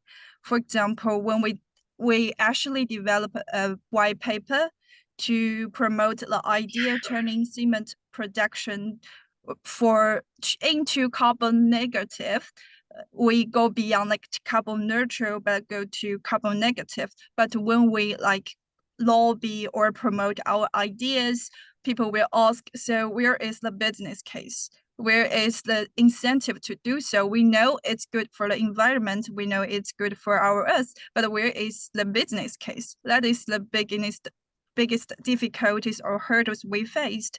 So if we can integrate it into the ETS, at least it shows some, from our perspective and also from the cement producer perspective, we show a level of political certainties. And that could be the first step. And then we can share also our feelings about the CDR integration into ETS in terms of the competition among climate tech startups. For example, as everyone already mentions that US subsidies a lot for the CDR, especially DAC in the US. They are building a huge DAC hub in the US and spend billions of money into the DAC already in US. And from that, we have to take away from these actions. So firstly, we have witnessed a lot of DAC companies actually move part of their operations into the US, and the US government just lobbying more and more European companies and also some British companies to the US. So we do believe that EU need to develop its own playbook and own incentives to keep those climate tech company in Europe. So that's the first point. And the second point is, as everyone knows, like US. So because there are lots of people here. Go ahead. Yeah. Just last point, sorry. So last point is like the EU is a United Nations, so there are many member states. However, US is integrated market, so it's easier for them to build up like a massive DAC plants and all kind of carbon removal, gigantic carbon removal projects. However, it's impossible for EU to build a gigantic removal project on every member state. So we do believe like ETS trading system could be the first state beginning point, and then we can follow up the following initiative to mobilize the CO2 pipelines and the cross-border initiatives, etc., etc. Thank you, Rene. Apologies for rushing you a little bit. I don't like to do that, but I think we have the curse of success. Because there are people who want to speak. Yeah, sure. The gentleman and then Robert. If you want to introduce yourself. Thank you, Andre. Fabio Poretti, CWAT, waste to energy sector. So as a sector, we have the potential to generate permanent net carbon removals as a bio CCS industry, since about 60% of our emissions are biogenic. So look, Andre, I've been following this topic for quite some time, but I have still probably more questions than answers. And I'm still struggling when we talk about units, in the sense that if we want to merge the two systems, I think we have to be careful to avoid mixing apples with pears, because, you know, 1 ton of one allowance is 1 ton of fossil CO2. Whenever one net removal is the ton of biogenic CO2 that is permanently stored to the ground, minus all the upstream and downstream emissions. So it's something more complex, something more valuable also on the market. So the question, again, I don't have an answer right now. I have some solution, but what I would like to ask to the panel is that I imagine that you will need to come out with a sort of conversion or exchange rate. In any case, if you want to make the two system talk. And then maybe another question, separate but somehow interlinked, is that we know we have many different types of removals, from carbon farming, industrial solutions, and so on. But today we are here talking about ETS, and ETS, it's basically for industrial installations. So I think, or I'm wondering if in this discussion, we should also talk about industrial removals with ETS. I just would like to throw it on the table. Okay, thanks. I think Fabian wants to react to this very quickly, so I think in the interest of a logical conversation, go ahead, Fabian, please. Yeah, thank you very much. No, very shortly, we agree with you, and this is something important for certification of carbon removal framework. We need to know when the carbon removal solution is really bringing climate benefit, and that's why we need this kind of life cycle assessment approach to take everything into account. But future potential integration in EU policy, and in particular, if we do it in ETS, yeah, this is a different type of accounting, and we should be able to do both. And when we do the certification, we really want to have all the information that will help us to make the link. This is a very important point. And very quickly also reply to Sia, because you were asking, yeah, you were saying that we lack a clarification on the methodology development for CSCF. We had a very interesting meeting last week on CSCF, and what we said is that September, October this year, we will come with the first draft methodology for DAX and VEX, and I understand that's the main interest of the group here. So just it's coming. You heard it here first. Robert? Thank you. It's very interesting discussion. I would jump with the two issues concerning the idea of not mixing the two systems. I think we are discussing a lot of different things where the solutions are already in place. I would focus on, especially on the meeting of expert group on CFCs. And I think everyone should listen to this meeting, because you will exactly know that all the question marks concerning the carbon footprint on accounting, on the monitoring and verification of removals, etc., and dividing the different groups of removals are already being solved. I mean, the work on solving these issues are already in place. So there is no question if the removals will be on the market. They will be. And the question is how to integrate it in the more complex system, the governance system that we have. ETS 1, ETS 2, we have non-ETS. We are not covering this on this discussion. And so from my perspective, there is no issue if we should merge the system. The issue is how to do that properly, having in mind that the cost of the reductions are not only the cost of the allowances on the market, because they are not exactly the cost of the reduction of 1 ton of CO2. We don't look at all the subsidies that are on the market, and if we deduct this subsidized, then the real cost of the reduction in the ETS is much more higher. So if we did this analysis a week ago on subsidizing the removals and showing how the different level of subsidizing these removals, meaning that putting carbon price comparing to the ETS. So you can look at this as merging the removals into ETS 1, ETS 2, and non-ETS, different types of removals, meaning the PECs and or forestry and agri-land in non-ETS. Then you see how this is decreasing the price of price of CO2. And this price of CO2, I will jump to the IRA issue, is the question how to maintain the European economy comparable to the others around the globe. So if we talk about IRA, in the US, there is no carbon pricing instrument, so you only support the economy. And in Europe, we've got both. We're trying to support the economy, trying to protect the economy because we are implementing the carbon pricing instrument in the ETS, and we are focusing on net zero. So we need the cheap or low cost of production in Europe, low energy cost. So that means these removals are the solution that decrease the cost of the economy, and we exactly show you in this paper show you how this removal decrease the cost of the prices of the reduction in ETS systems, and how it will influence the macroeconomic like GDP and the consumption levels. So this is I will point your attention to this because I think. Is it your paper? also? Yeah, in our paper, we work on a year for that. And this paper, I think, would be crucial for you in the works on how to. Well, if you we'll distribute it to everybody here if you allow us that. Okay. Thank you very much. Well, I'll tell you what I've got here, Tobias. Go ahead. Very small. Are you done? Sorry? Are you done or you got your hand up? Yeah, I got my hand up because I was inspired by Mr. Rogers, who talked about the inherent superiority of removals.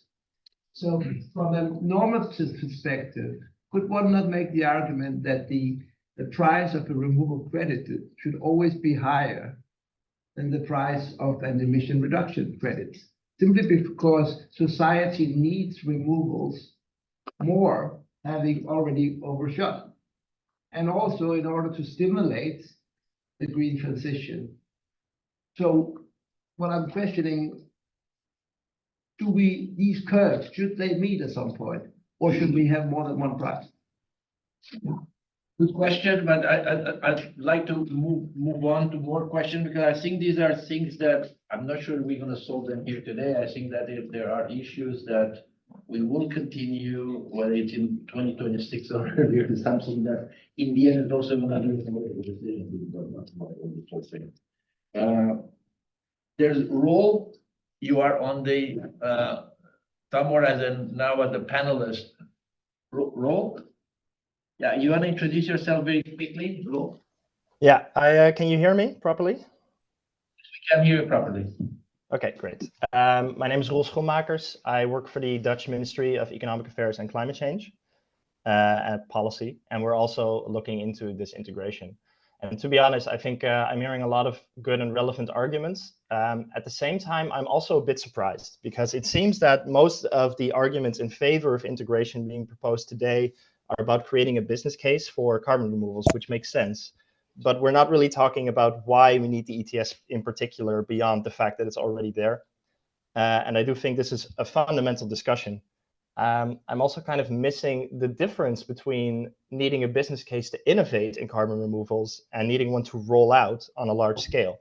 And I think when you think about the ETS for rolling it out on a large scale, maybe that makes more sense than innovating, because this is a market-based instrument with a uniform price.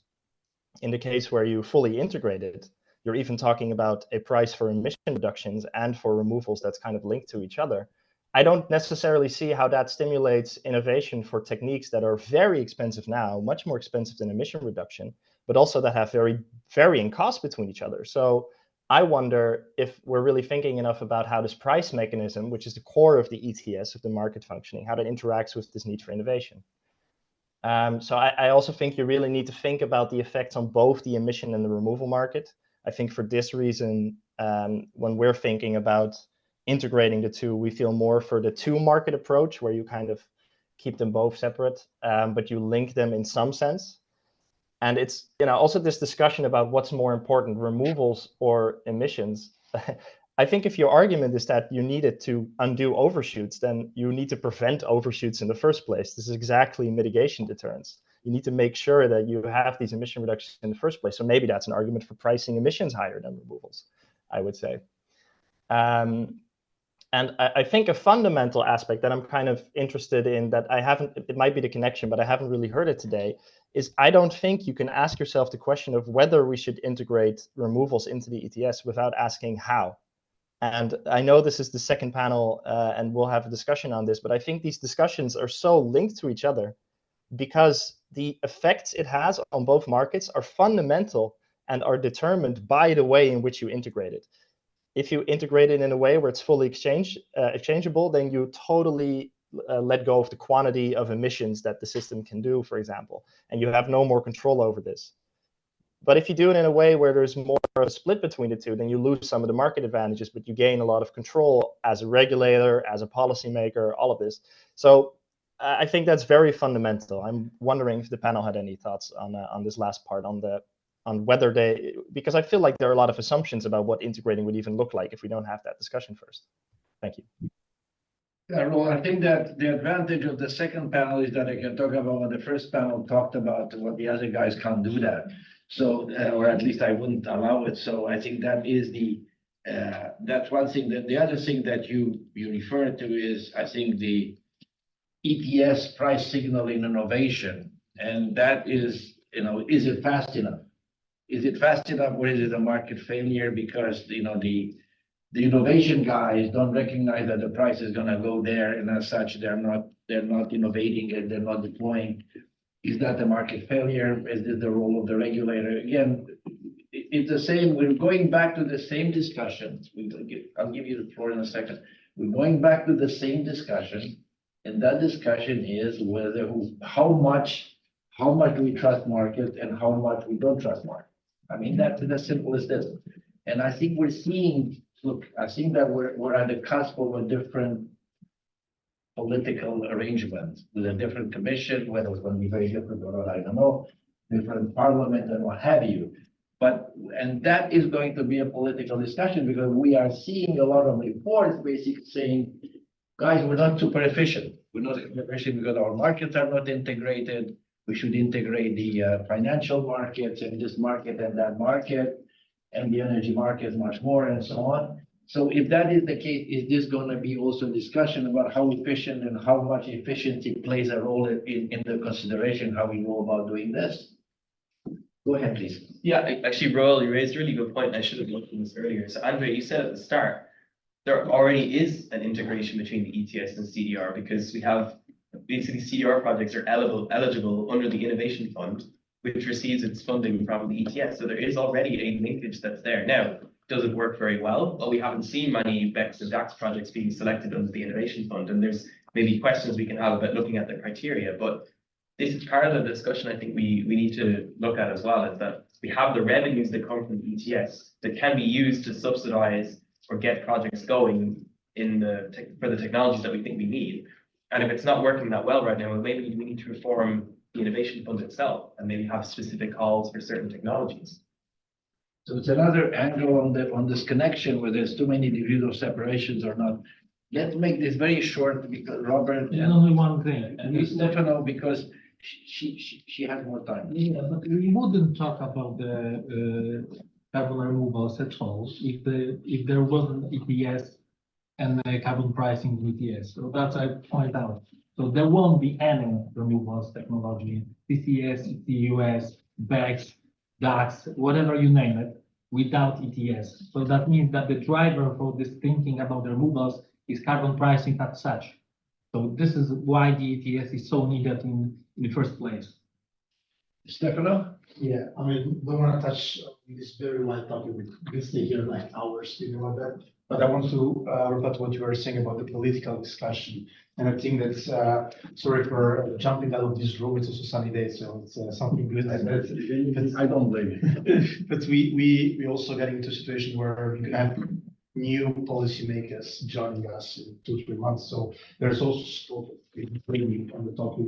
It's important we're having this conversation today, but it's also important to have a sort of oversight of what you were mentioning at about Innovation Fund, what you were mentioning about CDR and ETS, and involve society in this process as well. Let's not forget about that. It's important political point you were mentioning. Very well. Look, I will say that the following thing now. We had a 25th anniversary of AIDA, and somebody said that when I see of AIDA, they were afraid of me. I never understood why they were afraid of me, but that's okay. I have to make the confession, the only person I'm afraid of is Liv. And that's just why I'm gonna, when she said she wants more time, I'm not gonna say no to that. Go ahead, please. Oh, it's my turn. Okay, I'll go first. We're bleeding into the next, and then Artur will come back to you. Good to see you. Go ahead. Okay, I'm breaking some rules, sir. I'm thinking of standing because there are some back there that can use my chair, okay? And I will use slides and I will touch upon questions for the first panel because I'm going to talk about industry's challenges.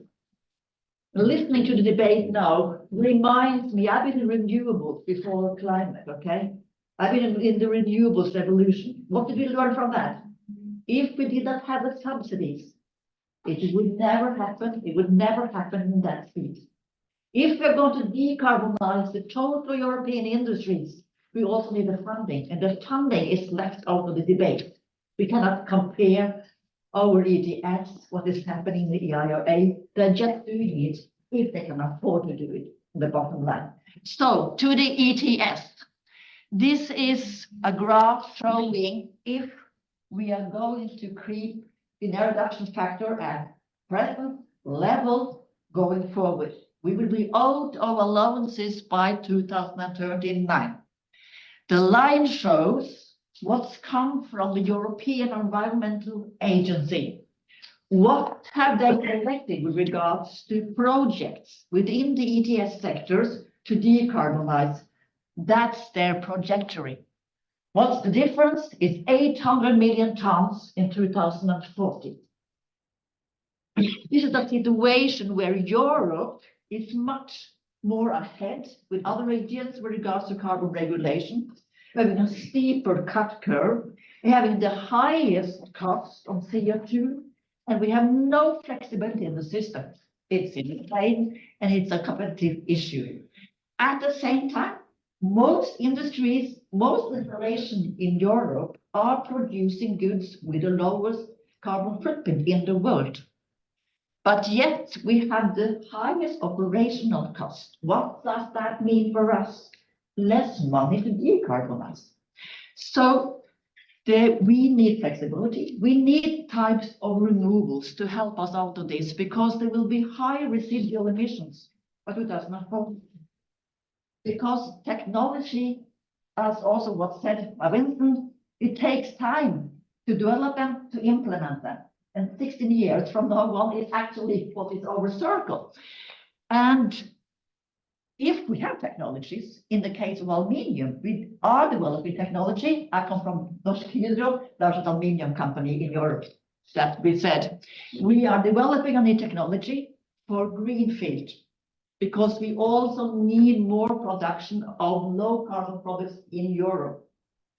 And also with regards to CCS doesn't bring us to zero. There will always be residuals, okay? And not all of us can use hydrogen. We don't have enough sustainable biofuels. Electrification is not an option for us.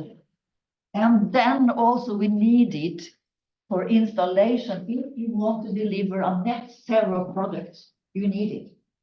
So it's good that finally we got the word indispensable with regards to removals. We need it for the countries, but we also need it for industries.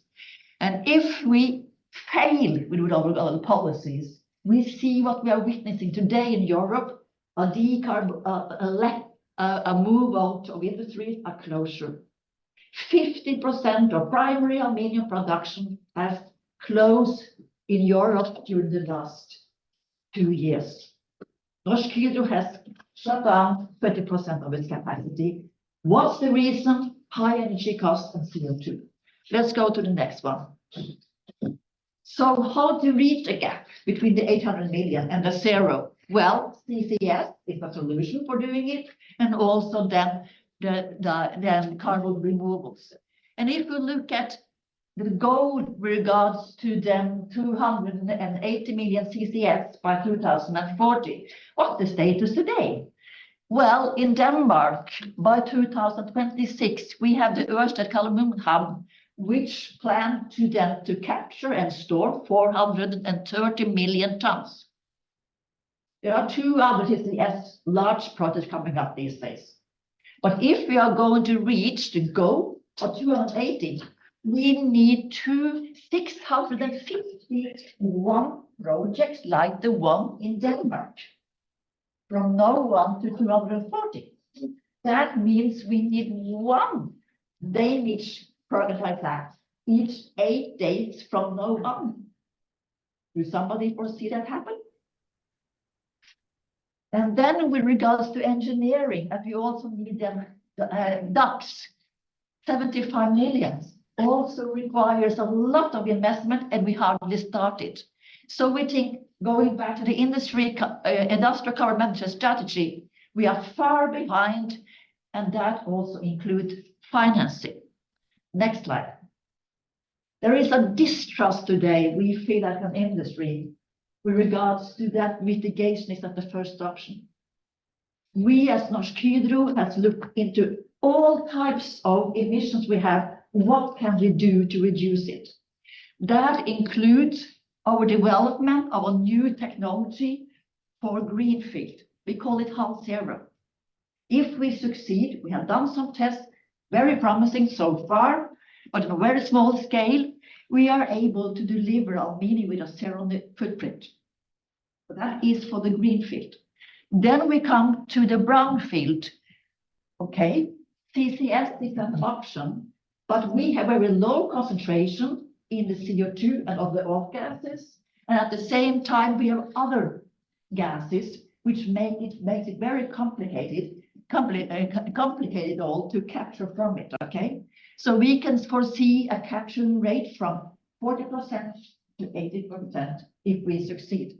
So leaving it there, if we succeed with this, we have the residual emissions that we need the CCS for. And then coming more to answers, next slide. So we think carbon removals must be integrated, must be an option for us. As we as an industry relates to the ETS. If the ETS is cutting, then we also need the flexibility within that system. And we think the first step, as been said today, we need these permanent removals as the first option. In many ways, they are equal to the CCS. We will use the same transport system, we use the same storage place, and safely permanently, it's the same. Then secondly, is the long-term duration removals, those with 35 years and beyond, could be the option. I don't think we can say that those permanent and those 35 years are equal commodities, are not equal with regards to the compliance in the ETS system, because the safeguard and the permanency are not equal. So how we do the math in regards to the differentiation remains to be seen. And so you need then to make a distinction between permanent and temporary removals in the ETS. And as being said here with regards to BECS, the costs are around 300 to 400. I heard the lowest cost for ducts today can be 700 euros.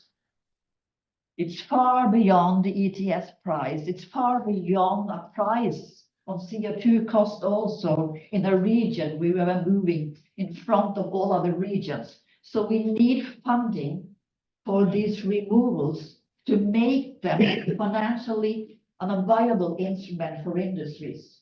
That could be through CCFD and also negative options, or also other tax credits. That's something we need to look into. And we think it's very good that the CRCF regulation is taking place, and that we hope, based on that, based on these much more mature CDR technologies, we could open up this market to get started to become a compliance instrument by the late 2020s, before 2030. We need to give the signals, we need to give the funding for this. And BECS and ducts are much easier with regards to MRV. And if you are afraid of additional emission due to that, and we all are, because we need to look at what is the bottom line for doing this, then look at what the Commission also has presented, the quality assessment. We believe there should be no subsequent ETS cap adjustment, because this must come in as a flexibility instrument. And it's very important to develop a CDR registry. I heard a lot today with regard to carbon central bank. Okay, it could be an option, but I wouldn't put my priorities here. I would put my priorities on the other issues here. And one thing more, as an installation, it's the one installation that relates to the ETS. They have different options. Some can come to zero. As for the instance, if we succeed with greenfields for aluminium production, but some are not able to do anything at all, okay? So we cannot take a quantitative limitation with regards to how much an installation can use these commodities. Last slide. And the clock is ticking. Okay, with regards to the price is high, it will not distort, it will not bring the ETS price down. So those who fear that, well, it's not existing. And as we see it also, it's more a threat because the prices are so high and the supply is very low. Listening to the Meta Queen the other day in our ETA meeting, she mentioned 3 options for how to bring them in. So let me comment on that. The first one, integrating industrial carbon removals in the ETS. Yes, we think that's a good solution, but it should be without any cumulative limitations. And we should go gradually, starting with a permanent one, and then gradually opening up for others when we see that they can be not so much distinguished from EU allowances. The first option is always mitigation. And also with regards to the second option, with regards to creating a separate compliance instrument and possibly one way or another linking it to the EU. Then we are on the same market and the same buffer as we see with regards to countries. It could be an option, but it mustn't destroy with regards to that we want to keep our most carbon-friendly industries in Europe, and it doesn't lead to a price increase for industries, making it even more complicated to produce and stay here. And further, no quantitative restriction with regards to then how much you are allowed. But we support the intention, mitigation comes always first. So we need to assure that, okay? The last option presented by Quinn was then having no integration at all. The answer is no. But that brings me to my end of my presentation. Thank you for allowing me to speak more than 5 minutes. Liv, you've been in this town for how long? Yeah. Has anybody ever managed to not let you speak? I don't know that person, and I wouldn't be the first one to dare to do that. So look, no, I mean, I can joke because we know each other for longer than one can remember, or 1 month to remember. So thank you very much for that. Artur, you're next. It's good. The word carbon bank has been mentioned, and I'm not saying that you're going to talk about that, but it's something that you brought back in here together with the friends also in the debate and the integration of in the system. Go ahead, Artur. It's good to see you. Thank you very much, Andre, for inviting me. I hope everybody can hear me all right. Yeah, we can hear you all right. Super. And it's good to have had this presentation in the beginning because I can really build on what was said. And let me start with saying, I also think that option 3 is a non-option. So I think the question is, how are we going to integrate carbon dioxide removals into the ETS? I think that is the question. And as was already said, this is only going to address one of the problems. That means the sectors that are falling under the ETS. And here, when you talk about residual emissions, I think what we are really talking about is about industry, is probably about aviation and also shipping, where we will need for a certain period of time, and some we will need them for a very long time, balancing with carbon dioxide removals. But we shouldn't forget that there's other sectors which are not under the ETS 1 at the moment. They are at the ETS 2, transport and housing, where we might have similar issues. So it's something maybe we should also start thinking of what is possible. And then lastly, where we will see the largest inevitable emissions is going to be in the agricultural sector.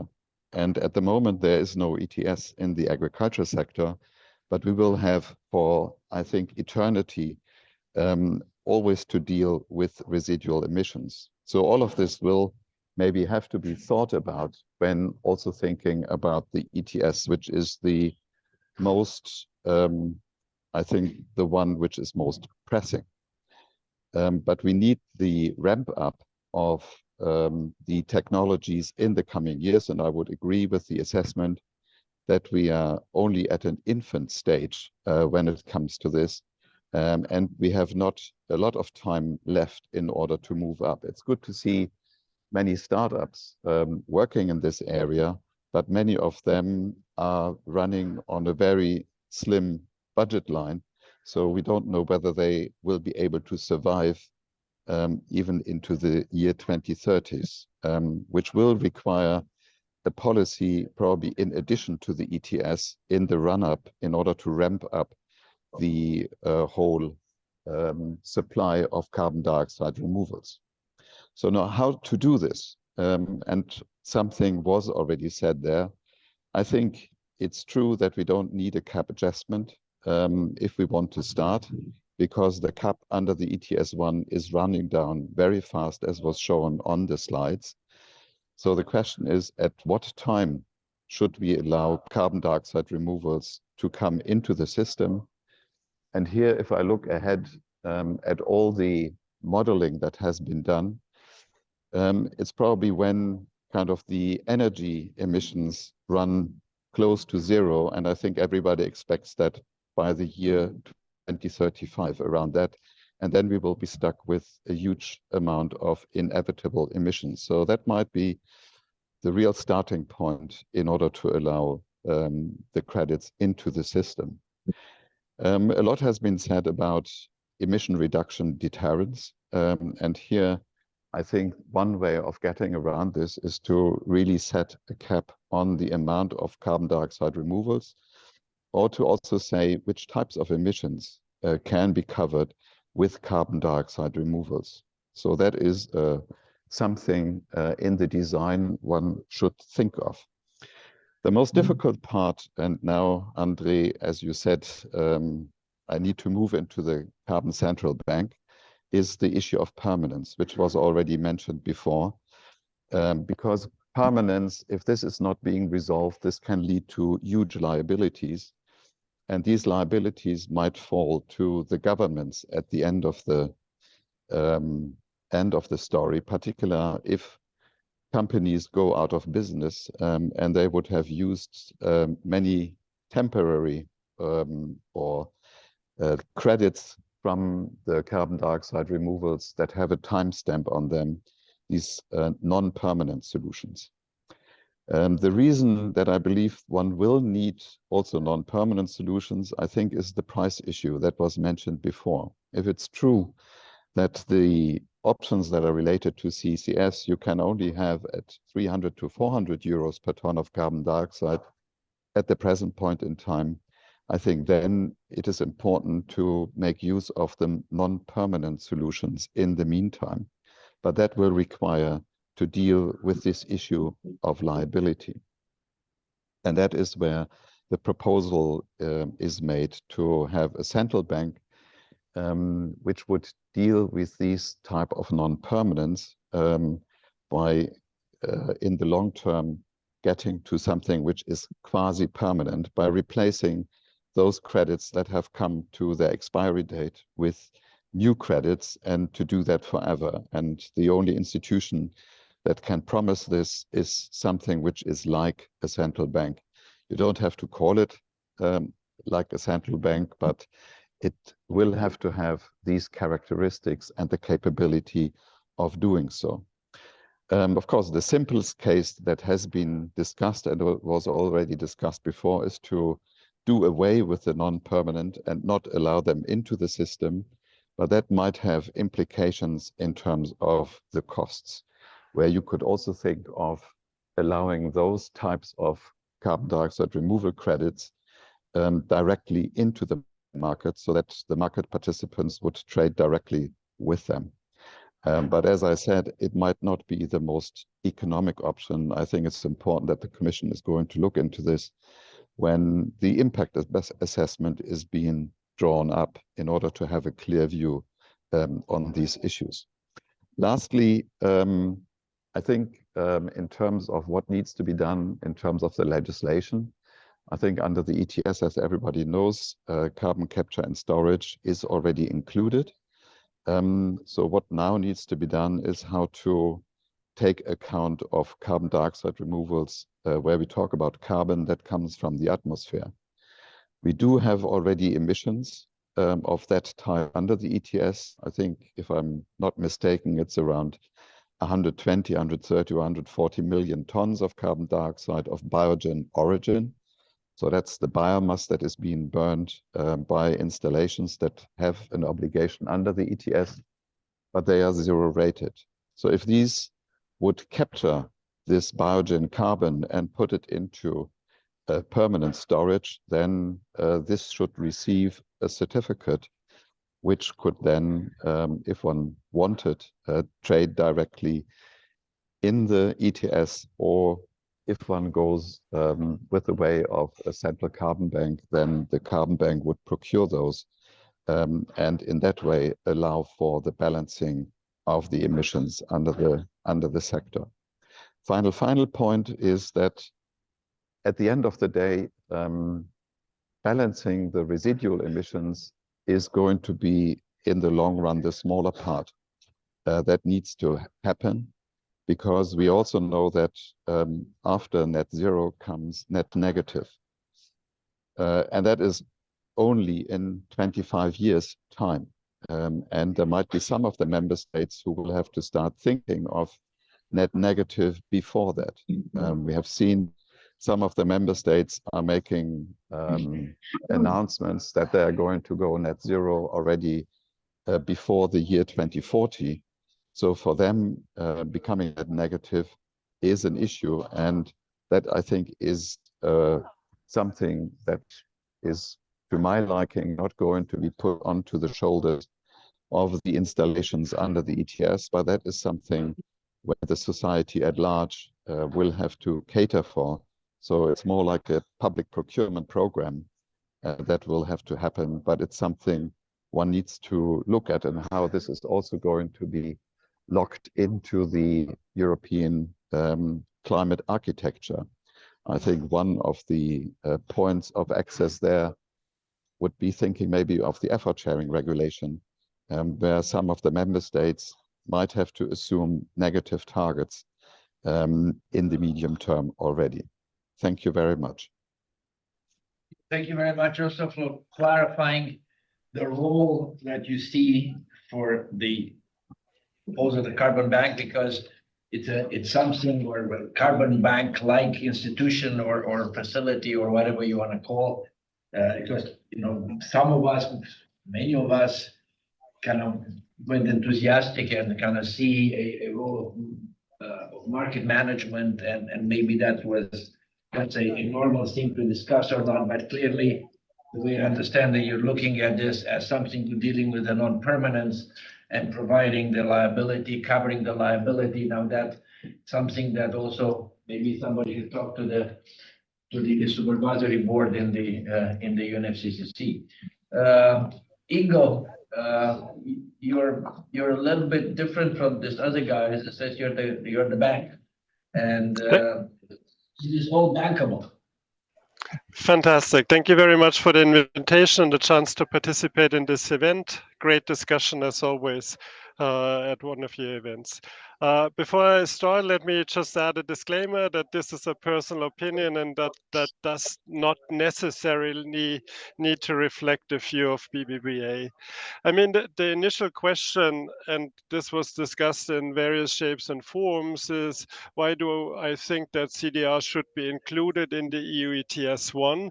And I think, as was mentioned by Robert, but as well by Arthur, ETS 2 and other sectors are getting increasingly important for that. And if you just look at the ETS 1, clearly we will reach net zero around 2039. But we will, and with that, we will have or face a lack of liquidity, potential price spikes if you just look at the EU ETS price developments.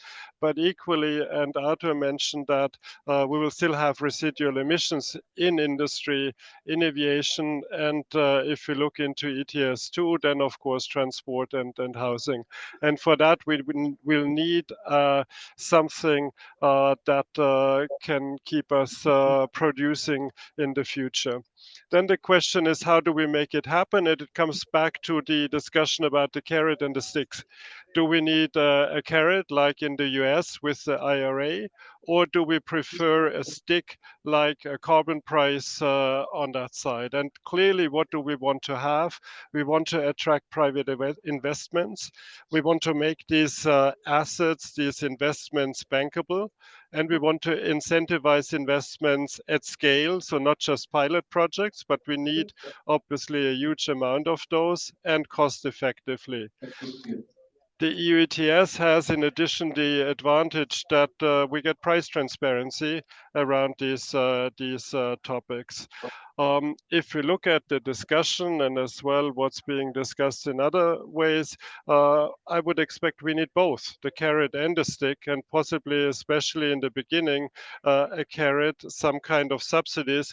And that comes back to one of the discussions about the role of the EU ETS, generate funding to provide these kind of, let's call it subsidies. And if that is through an innovation type scheme, if that is through a central bank, that's obviously a different kind of discussion to be there. But clearly we need both factors on that side. Then the next question is, how do we include carbon removals in the EU ETS? Of course, we can discuss domestic or international. I assume in the first round, the focus will be most likely on domestic carbon removals. And also, I know that it's a minefield in Brussels. I would look at CDM and JI because clearly, whatever we discuss about the pitfalls, what we discuss about issues with that, we generated scale. It was a successful mechanism. And I would believe as well that, let's say, while there are certain concerns and why it was by far perfect, and we have to be aware of the pitfalls on that, it ultimately was as well a catalyst for global carbon pricing because people in China, in India, in Russia, Ukraine started to discuss carbon markets on back of these kind of mechanisms. So therefore, I would still believe that looking at how it was integrated back then, and I mean around 1.6 billion tons were generated through and used during that time, it is clearly something as a guidance on that. Obviously, lessons have to be learned on the use, and this triggers quality. And I think one of the lessons learned in those times with regards to quality is that we will most likely not do it perfect in the beginning. So therefore, what kind of review do we include in this quality criteria or eligibility criteria that on the one side create investment certainty, but equally create as well environmental integrity for the use of these kind of assets on this side. Quantity is the second point. How can we create a cap on these? Clearly, that is an important point. And then timing, possibly more a phase-in the beginning, is important to run with these kind of things. So to sum it up, I believe that integrating it into the EU ETS will have many benefits. But clearly, we need in the beginning as well a carrot, meaning subsidies, because the price differential in the beginning is clearly too high to create such a safety valve or create a carbon price for industrials so that they stay in Europe. But ultimately integrating into the EU ETS makes a lot of sense, following possibly the route of international credits in the past, but very important, learning from the pitfalls, learning from the issues, and creating a hopefully better system on that side. Thank you very much. And if I ever heard a politically balanced last statement, this was it. So congratulations, Ingo. No, but seriously, I think that it is a good summary of, at least from what I hear from you, of integration, but with a carrot because of the price differential and the convergence that will take time if there is ever a convergence, a full convergence. Michael, I know you also are running at the same time right now also your own consultation with a mandate from European institutions. So quite anxious to hear what your thinking is at this point. Yeah, thanks a lot. Very much looking forward to present my, rather our thinking. And I also have some slides. It's screen sharing is disabled for me. So either you enable it or bring it up one. You can try again. It works. So I hope everyone can see my slides now. So what I want to talk about today is a new paper that is in the making that is joined with colleagues from ETH Zurich and from PIC that we are working on and will be published in the next few weeks or so. I'm not going to talk about all of the paper, of course, that would take much longer than the 5 minutes I have, but preview some of the selected results, which are very much in line with what the previous speakers had put up. But I hope I can still make a contribution in terms of doing it or deriving it in a structured way. So what we do in the paper is we do three things. First, we characterize what can be described as the first best vision. So we really want to take a long-term view. What is the architecture? What is the regulatory framework that we want to end up with eventually that is also, and importantly, ready for net zero and beyond? So the reason to do this and to even be concerned with that such long-term issues is that we know already from the discussions, implicit, partly also explicit, that integration is contingent on certain requirements and implementations in the broader regulatory framework. And I will come back to this. But the main point here to do this, to do this in the first step is really to be clear about what is needed for integration and to make sure that in the long term, we have an optimal system and all the regulatory elements are in place for that.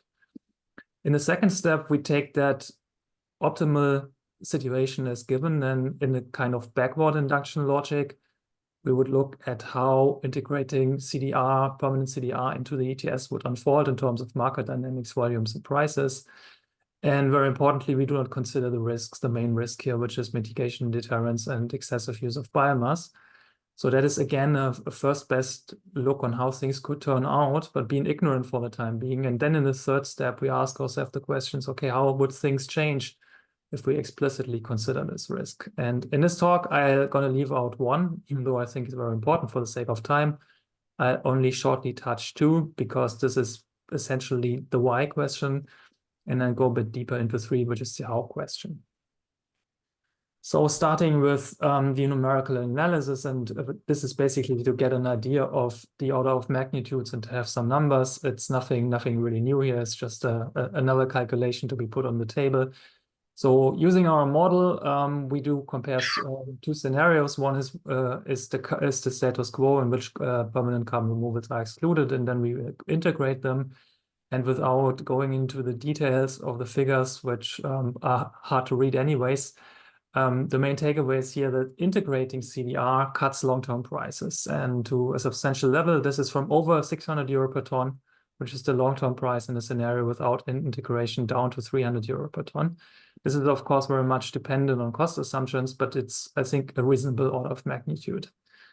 And what also becomes clear, I mean, it's hard to see, I'll zoom in that in a moment, is that price forms and the long-term price forms for marginal abatement costs equal marginal removal costs. And this is basically an implicit definition of residual emissions. You don't have to set volumes, so you have the market to set what residual emissions are, being the volume of emissions at whose marginal abatement costs equal the marginal removal costs. Zooming in on CDR a little bit, so what we see in terms of dynamics, we see BECCS come in the first stage. Arto already mentioned that we have BECCS in the system already. I think one needs to differentiate between certified and non-certified BECCS. And then later on, as technological development progresses, we have substantial cost reductions from DACs.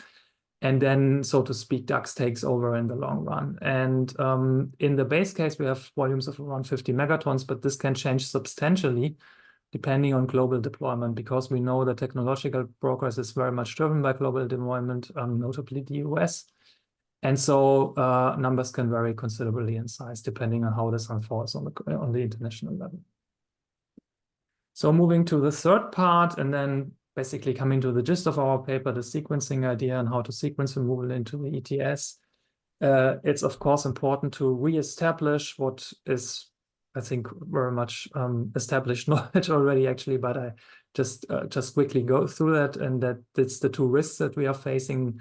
First one is that of risk mitigation deterrence, and just want to shortly mention that the very fact that it arises is the high CDR cost uncertainty that we are seeing, and we know that there are a number of actors who are putting numbers out, and it can be very high, but chances are numbers that are put out are very low. This is taken from a blog post claiming it might be possible to drive DAX costs down to 100 euro per ton in the very long run. So what we are having is the situation that if actors rely on these cost estimates, hold on investments, we still have the cap, but we have substantially rising prices in the future, and then a risk that the cap will be watered down in response to that. Second risk is the use of excessive biomass, and I think this is more interesting or more or less looked at so far. So it arises because we can use biomass, but at the same time we do not have it properly priced. We do not have carbon pricing. We don't have other externality pricing in the biomass or land use and land use change sectors. So there's a risk if it's not properly priced, it's sold into the ETS for use as a CDR at an excessive level, and this is really a problem. So, and we also in the course of that potential development to unfold, we cut into our natural sinks. We might have other impacts on food prices. So this is the thing. These are the two risks we need to concern about. And so the very logic of the sequencing, the idea that we are pursuing and elaborating, is that we take things step by step. It seems like be very trivial. Indeed, it is to a certain extent, but the underlying logic, I think, is still intriguing. So we do scale up or integrate to the extent that we are able to reduce risks over time. And this is shown here in this figure. So we first have a first stage where we really establish the crucial boundary conditions or framework conditions that are necessary. So a functioning MMR, MRV and certification, also specifically with the view on biomass. Once this is in place, we start integrating, but we do not do it fully right away. We do it gradually in order to manage the remaining risks. And once these risks are fully managed, hopefully, and all the related market and policy failures are addressed, we can move on to full integration. So that's basically the core idea. There would be a lot to say about on details. I can spare you this also for the sake of time. The one thing that I like to add here is that the similar logic can be applied to all the other integration problems that will come up or linking problems. So for instance, the same logic could be pursued for linking ETS 1 and ETS 2, and probably other things like international offset. So I think apart from CDR as a specific and very important case, we should think about pursuing such sequencing pathways in general when developing and broadening the ETS. Thank you. Thank you, Michael. Interesting. We're obviously looking to see your paper. And we will have continuous discussion. The problem with these things is that people tend to have a meeting and then go away and move on to the next thing. But in the end, they need to be solved. Now, we're not going to solve it here because you and I and our colleagues are not the ones going to make the decision. But by God, we will continue to discuss this, and hopefully the people that make decisions politically and from the institutions will think whatever they think is appropriate, they will come out hopefully right at the end. Robert. Yeah. You already told us this is a great idea. Yeah, I would say that's a great idea. I thank you, Michael, for this presentation. And I'm waiting for this paper. I see from the first slide that we are the common results, especially in the pressing the carbon price in ETS, so reducing the cost for the economy. So I would just elaborate, maybe starting from this. So that I think what we started from the very beginning from Leaflet, that the carbon removals are needed in the overall climate architecture. So I think there is a perspective of people that dealing with ETS and carbon mechanism, climate policy. There is obvious, especially that the European Commission in recent communication highlighted that there was a crucial point for delivering the targets, not only in 2050, but also in 2040. So without removals, there is no, we cannot talk about the carbon neutral European Union. So that is obviously. So the question is how to combine all the architecture we are having in place in general. So we have ETSs, we point out as a main instrument for delivering the neutrality in Europe. We know that the ETS 1 is ending in 2040. We know that we have ETS 2, which is not so huge in terms of getting us to 2050. So after 2030, I would say that we have one ETS.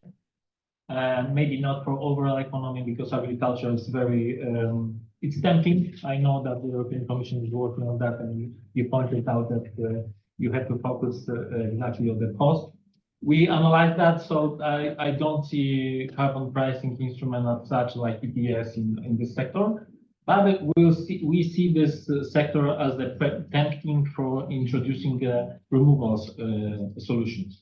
So we analyze also the subsidizing the production of or forestry in agricultural land, so making the use of the land for things and subsidizing this. And this is quite interesting because when we compare it to the cost of the CO2 in ETS, for instance, or non-ETS, especially the reduction cost of the CO2 in non-ETS, it 25% of this cost, if we subsidize the production of forestry in agricultural land, that is the you don't need more to deliver the full capacity of this land that with the forestry. So that means that only 25% of the cost of the reduction of CO2 in non-ETS is needed to deliver in kind of partial, let's say, things in agricultural sector.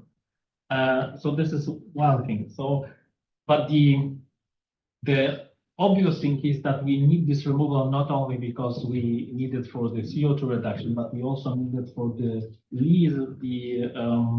the cost of the reduction in sectors that are already in ETS 1 and ETS 2, because we want at the first stage maintain the European economy alive. So we don't need this carbon leakage phenomenon, because from the perspective of the climate protection is the waste gain, because the overall emissions will increase anyhow. So as I said before, we have this kind of works on certification in ETS, and in 2028 we will have all the registry for this certificate. So all the issues that we are raised in the first panel concerning the environmental integrity, the monitoring and verification, the baselines, all the technicalities that Ingo also mentioned, we had and we got a huge experience with CDN and JI projects, which is the same issues we will have in 2028. So that means that before 2030, we should have a clear signal what we will have as a climate architecture in before 2030 and up to 2040. And I think this is a crucial point to have in mind, that without this knowledge, the industry and overall economies in Europe will have raised a lot of questions to the European Commission, how we see this architecture after 2030. So without any, let's say, close dates like taking care of 2040 target, without this knowledge, I would say this discussion will be very difficult. And getting to the European Central Carbon Bank, I'm very favorable on this institution, and I don't, I'm not missing the name. I mean, I think that the name is quite proper, because this is kind of role of the bank, because we are looking at this institution also as a kind of safety guard for the ETS and carbon pricing mechanism in Europe we already have in place, we want to get rid of, right?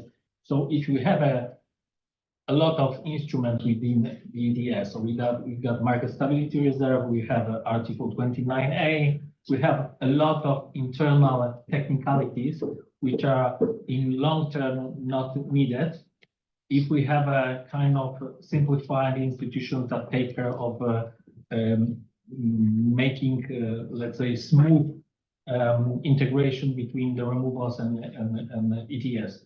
And I would say that your points with the smooth timeline of taking, let's say, removals into the market from the basic stage to the full implementation, it's the way we should go. And the Central Carbon Bank is an institution that can deliver this kind of thinking, and just supporting the removals like from instruments like carbon contract for difference.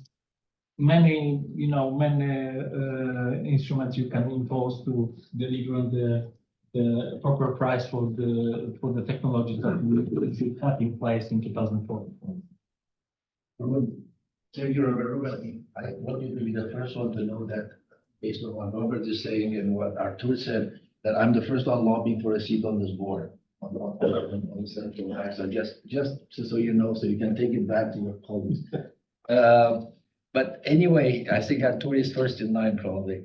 Now, having said this, I think Verena Hochbauer has been very, very patient, waiting, because it's been a long line of speakers, which doesn't mean that we will listen with less attention to you, Verena. So thank you very much for the patience, appreciate it, and please go ahead. We'd like to hear your intervention. Thank you very much. Can you hear me well? Hear you well, Verena. Perfect. Thank you. Thank you very much for the invitation. Yeah, my name is Verena. I'm from the NGO Carbon Gap, where we focus on responsible carbon dioxide removal policy in Europe. I'm just going to follow up on a few points. I mean, many things have already been said, of course, so there's not going to be that many new things in my intervention. But when we are talking about integration, of course, we are very much in favor of ensuring that there are strong guardrails for such an integration, so that the integration is also responsible from the CDR perspective. Specifically, of course, we would need guardrails to ensure the integrity of the ETS, but also guardrails to ensure mitigation deterrence. We've already heard quite a bit about that.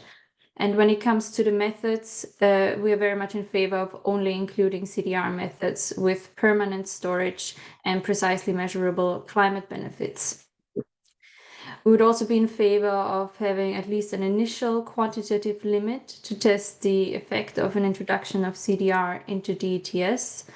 And of course, also consider the adjustment of the regulatory cap in order to ensure that the overall climate change mitigation ambition remains high.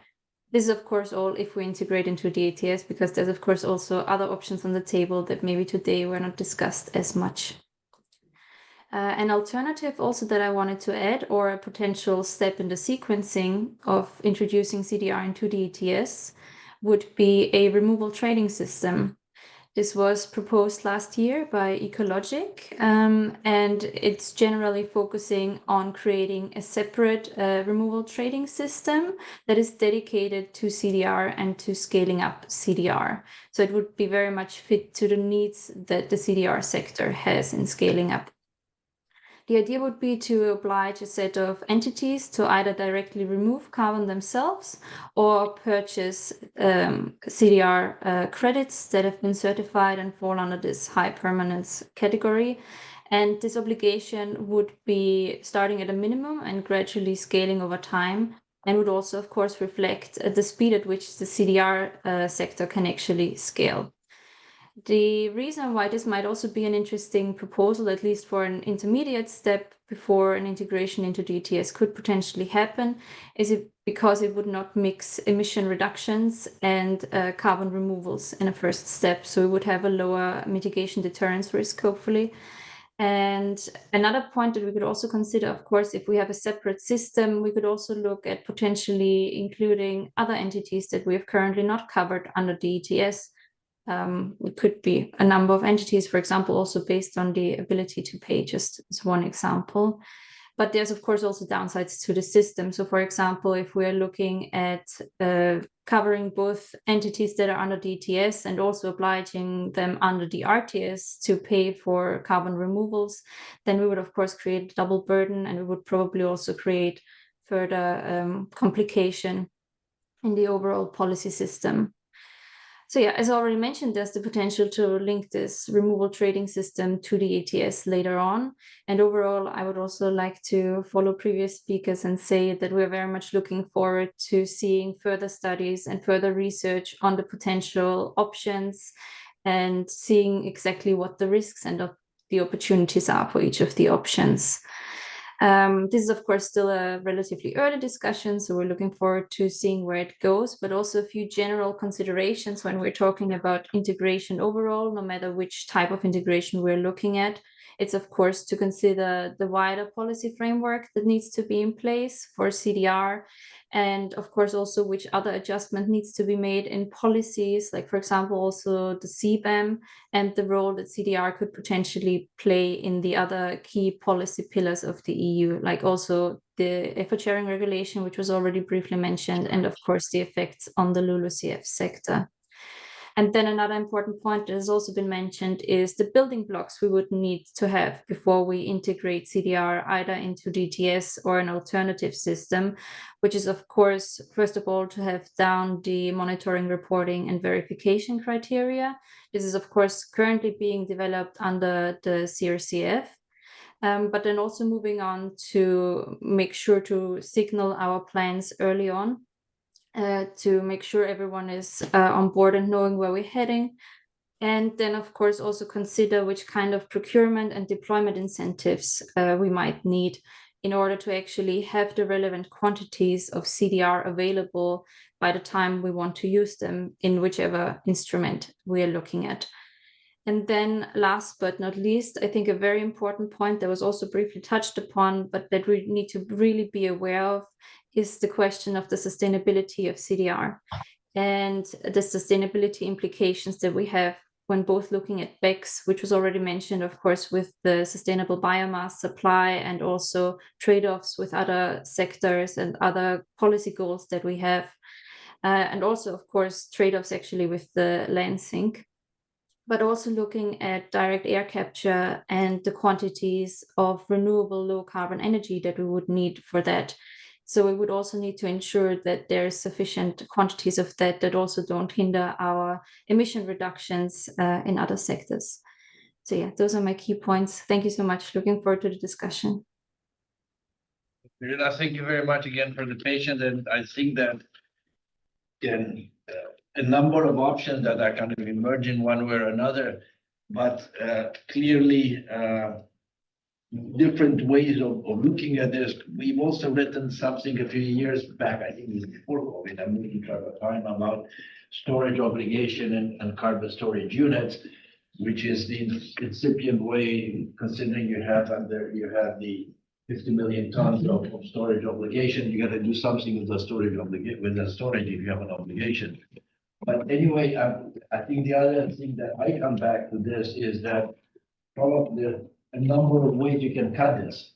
Obviously, there's not one solution, there's no solution. People probably they will all work in a way which is better or not so better, and it will work. Now they will work. The question is going to be at some point a political decision, and politicians are known for many things, but not always for making the most efficient one. They will make the most politically acceptable, and that's the world we live in, as we said.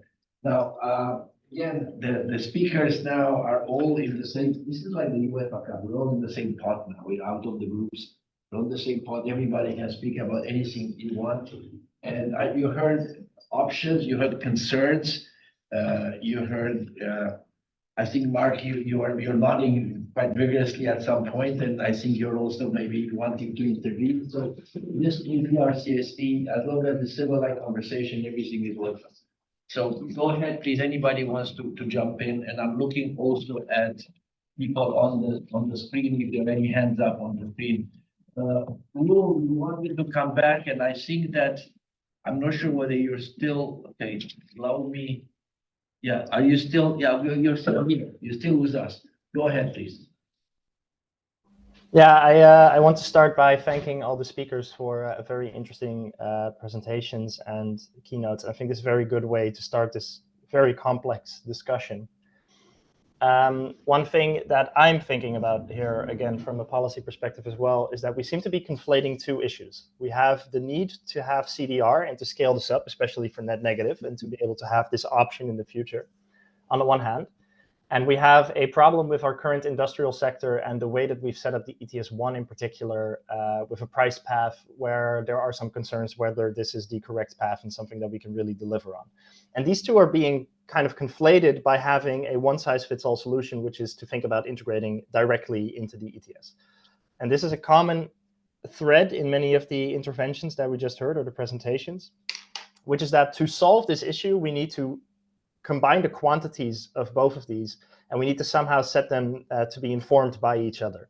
So this is the idea of the Pigovian efficiency that was shared before, that because emissions reductions and removals are inherently the same thing, you can have an efficient market solution by combining the two and setting a singular price. And I think this, while it has some merit, I think there are some nuances there that we don't fully grasp yet about the full interchangeability and fungibility of these two, and whether this is really something that even from an economic efficiency perspective you can do, because these might be very different products. For instance, an emission ultimately has no risk value. It always just goes to the atmosphere, it's there, it decays over time, sure, but it's there.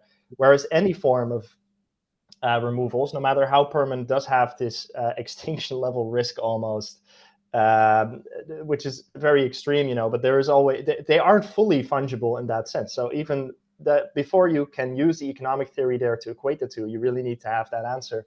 And I don't think, from what I've seen, that the academic world has decided on that answer in the first place. So this is a very huge assumption, one that I think is a credible assumption, but it's an assumption nonetheless that kind of underpins this whole idea. And the other thing is that to have this problem in the ETS right now, where essentially the message we're hearing is we need to emit more to stay competitive in the future. This is the core of the argument. But then they say, but we can deal with this by having more removals, and then it's climate neutral. There is merit to this argument, but again, if you have a problem with the ETS price path, maybe it's also smart to look at that path by itself, because there are other ways of fixing this issue rather than directly linking the quantities of removals. And I think here it's a very important thing to remind us is that the core of the ETS, it's a market that functions on expectations. So at any given time, the people in this market, they have these allowances that are fungible over time, and they're making an assessment of what the current allowances are, what current demand is, what future allowances will be, what future demand is. So there's already four points of uncertainty there. And right now, the quantity of the allowance is very clear. It's a set price. But if you go towards integrating it, you're essentially taking the quantity of emissions that you find acceptable now, and you're linking it towards the assumption of the market, the expectation that the market has of future removals being available. And while we have some calculations and we have some idea of what this will be, and I agree, this uncertainty will probably reduce over time, it does mean you're introducing a new volatility and price spikes potentially on the ETS side of this, because having some moving and flexible path in the future is inherently more uncertain than having a fixed price path. And I think that's something we do really need to think about when combining these two. So then from my perspective, I think this was Michael who's also raising his hand right now. I think one way to deal with this is to have this gradual shift where first you do treat them as separate markets, or you have safeguards, or you do something else there. And then maybe as this uncertainty decreases, you go together over time. I think this is a logical solution, but I guess a part of the point I'm making is that if we have a problem with the ETS on the emission side, maybe that's a problem that merits checking by itself rather than immediately jumping towards CDR integration as a solution there. Thank you. Well, I will allow myself the privilege of the chair and say that you're outlining a lot of risks, but I maybe should get out of bed this morning if there are a lot of inherent risk in life. But I see that most of these in general are being priced, and most of them are being addressed in some way. It is not that they're not true, they are correct. The question, I tell you what, many years ago, I was at an unnameable institution in the States, in the southern states, and they explained to me for 2 hours why international markets were crap. It was death by 1,000 cuts. Man, I mean, they found everything in the book that it was totally terrible. And I said to them, this is death by 1,000 cuts. You can convince me. And yes, all of them are valid, but you know, and they're all small, but in the end, they will kill you. The same thing in here. I mean, can we also, on the other hand, be paralyzed by the risk? Because there is risk in everything. And I mean, as long as it's quantified and we understand it, I think we can address it. Your solution is, of course, something that we should start separately, which is, I think, has been elaborated by a number of other people. So it's something that we seriously need to give consideration as a potential way forward. Not the only one, but one potential way forward. Robert, and maybe when you're gonna come back, roll after. No, I mean, your hand back up. Okay. Let me go quickly to Robert and then Michael, and I'll come back to you. Is that okay? Maybe directly to roll a statement. I think the ETS, and you should not forget, ETS is the most complex carbon pricing instrument worldwide. So the works on getting in place and working takes from 2005.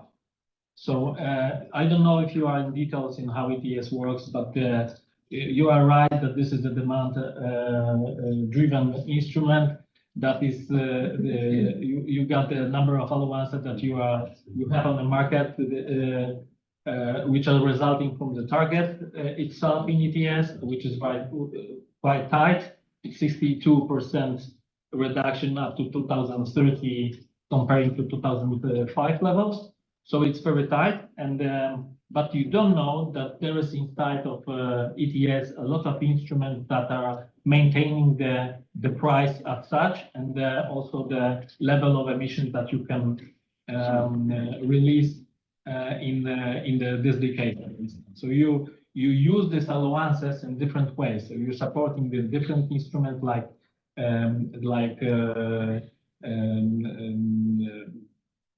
energy. The different how we call it, the different supporting instruments for, let's say, the different funds which are already in ETS, but you're also doing the front loading. So you are lending allowances from 2027, 28 to maintain the price at the low levels because of the spikes we have because of the war, aggression in Russia and Ukraine. So that means that this is very flexible, a very complex instrument. And the problem we have that we are getting rid of all these allowances before 2040. So that means that we want, if we want this instrument, be in place, we have to support with this other, let's say, credits, removals, units, whatever you call it. So I would agree that it has to be very smooth. So you don't need this full integration at first place.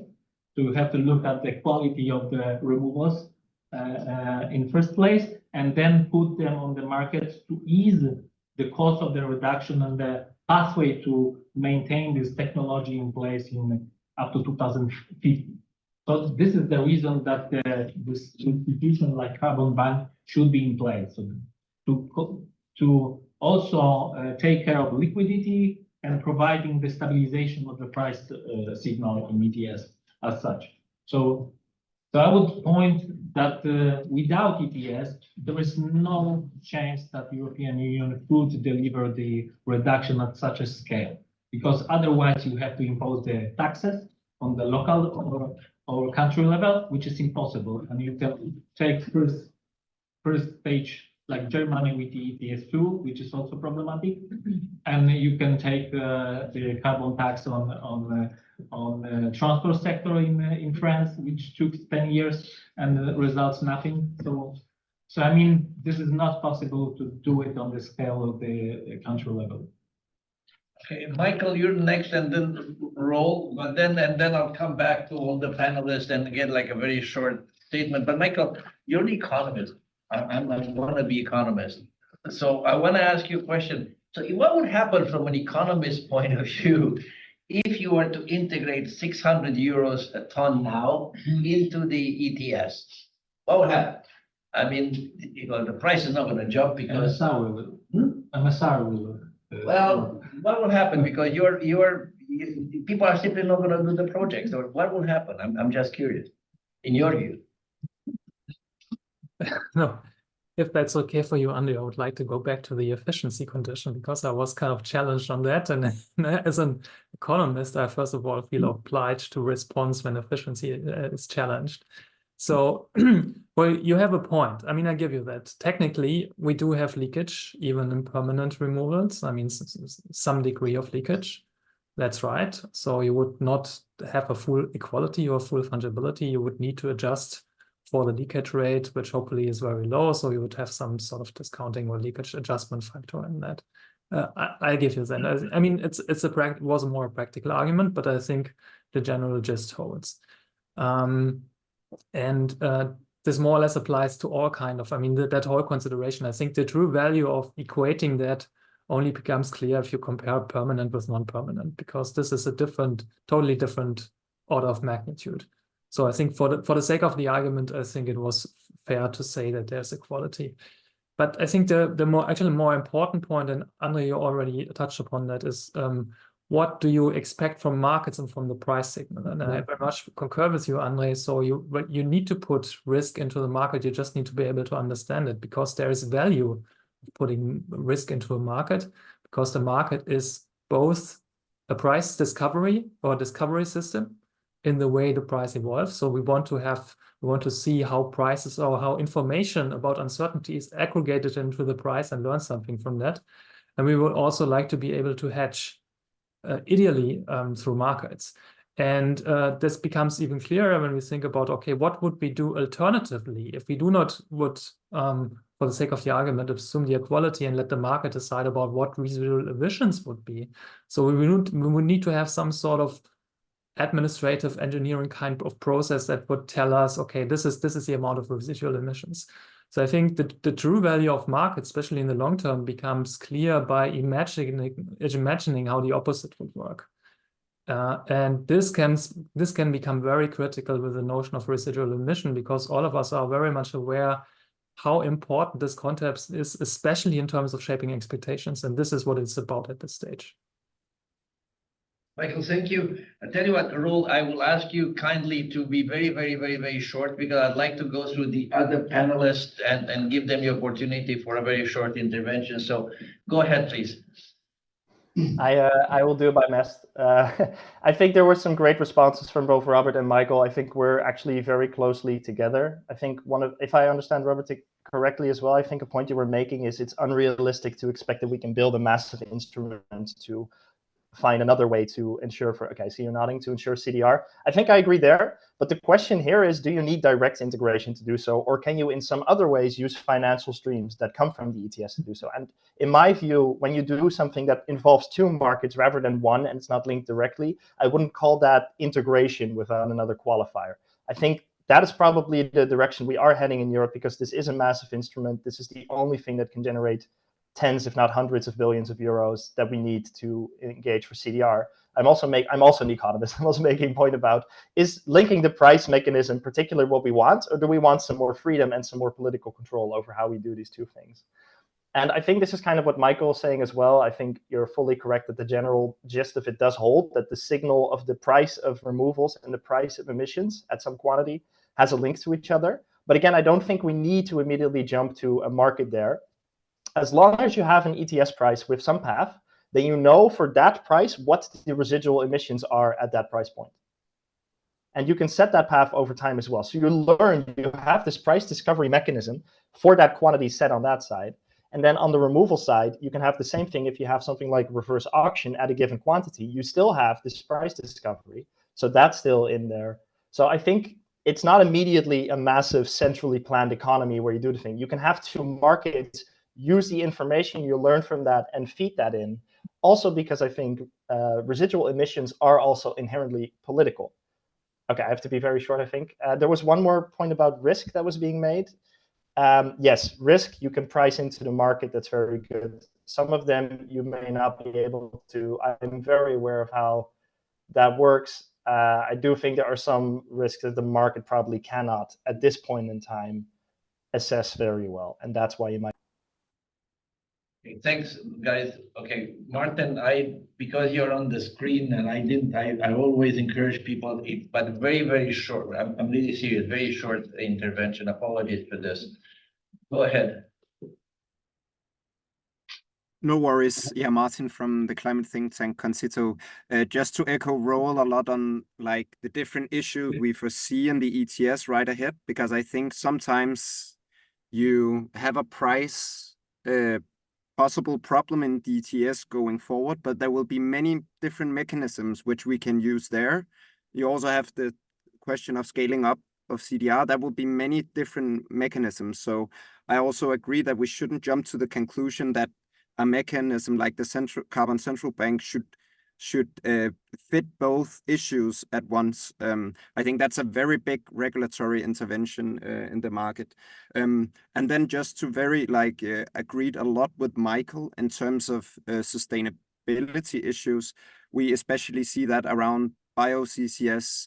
So when we start giving very big incentive for that technology, we should at the same time make sure that we start incentivizing making biomass be in the forest and so forth. So that part of a possible integration in a separate system or in an ETS, we need to have some other policies in place at the same time to make that work going forward. Thank you, Martin. Appreciate the intervention and the fact that we kept. No, Michael, I'm very happy to hear that you uttered those words. Again, I'm not an economist. I want to be economist. I want to be many things. But we have to remember this. The markets don't do anything. Markets don't reduce anything. Markets do price discovery, and it's a place to hedge risk. That's what the markets do. The rest is economic decision, rational or irrational decisions. That's all it is. And we have to remember that. If you don't make markets do other things, then usually ends up in a disaster.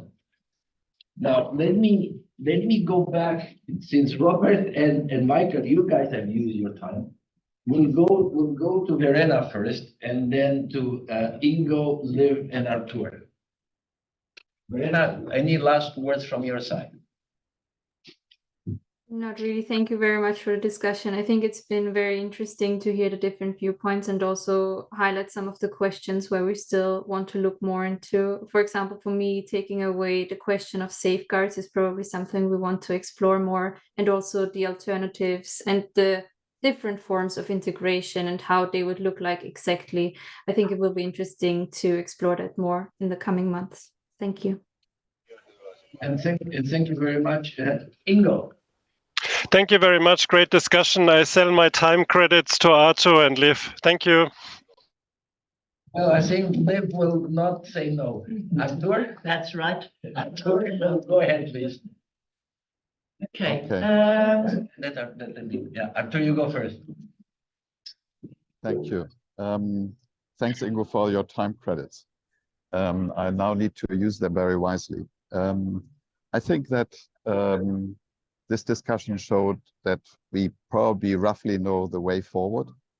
That I think for the coming years, there is a real need to try to scale up the CDR and at the same time create the regulatory framework that is going to carry it through after 2030. So I think what is really important there is the timetable of the next commission, when to present all of this. Particular when I look at the short term, I think that's probably linked to the multi-annual financial framework. I think there's a proposal going to be on the table probably mid next year. I think we need to see the industrial policy that is there in order to, and also I think the land use policy that is there in order to push the various CDR options forward. And then to give as early as possible also regulatory signals that this enterprise really becomes predictable and certain. And here I'm a little bit worried about some people saying, oh, we can wait until the year 2026 until we see a proposal by the Commission. I'd rather see that a year earlier in order to really move these discussions forward. if you look at the startups and the venture capital, it's out there right now. I don't think that these guys, we should let them wait for another 2 or 3 years until we are going to create that certainty. I know this is going to be a big challenge in the current political circumstances in Brussels and in Europe, but I believe and I presume that the private sector members of this discussion will agree with me. The earlier there is predictability and certainty, the better in terms of investment. And hopefully we hear some of these voices more strongly in the coming months. Thanks. Yeah, it's an interesting point. I mean, the point I would twist it around, but this is your former colleague, by the way. But but the question that I would have is you know, if it's indeed emergency, what are the elements that we need to make a decision? Are there additional, and that's a fair, I think that's a fair question. What are the additional elements that you need for a decision? The decision may be one way or another, you know, yay, nay, or this way or that way, but what are the elements that you need to make a decision? The last but not least, by popular acclaim. I think that was a very good point. What element? And the ETS is about price discovery, but for us as an industry, it's about the cap and the ambition of the cap and our capability to reaching that cap, developing technology, implementing it. And we have only 16 years ahead. And as Winston and I agree upon, 16 years is when you take decision now and when you have result of that decision. And we have to bear in mind that we also have a Net Zero Industry Act. There are Critical Raw Material Act. What do they say? We need to reduce vulnerability in Europe. We need to produce more. The opposite is happening these days. So these solutions then for the residual emissions that industries will have, with the growth also in production level that we want to proceed in Europe, we need the flexibility, some sort of flexibility to make sure that it's possible to stay in Europe and not moving out as we witness. The discussion is gradually happening more and more about these days. So price is not enough. Cap reduction is actually the trend. And as Arthur said, why should we wait? We need to test it out. We need to try and then take a review in case it doesn't work. Thank you gradually. You advertise your session this afternoon. Right, you can come to Norway House this afternoon and 4:30 we're going to talk about CBAM and circumvention. And for instance, with regards to the scrap.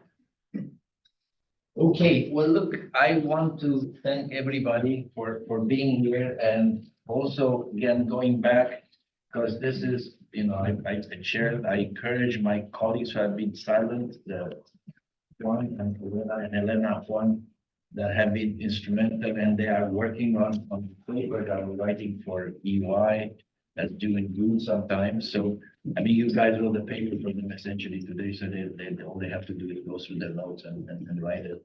But it's certainly a lot of issues that we will need to continue to consider. I think we can discuss this ad nauseum, and we can discuss it continuous. At some point, somebody's going to have to make a decision. Some decision will have to be made. Will be a proposal, whether it's 2026 or 2025, or whenever it's going to be, there will be a proposal at some point. And we will continue that debate, but it's quite clear that there are a number of ways you can cut it, and you'll never know until you try.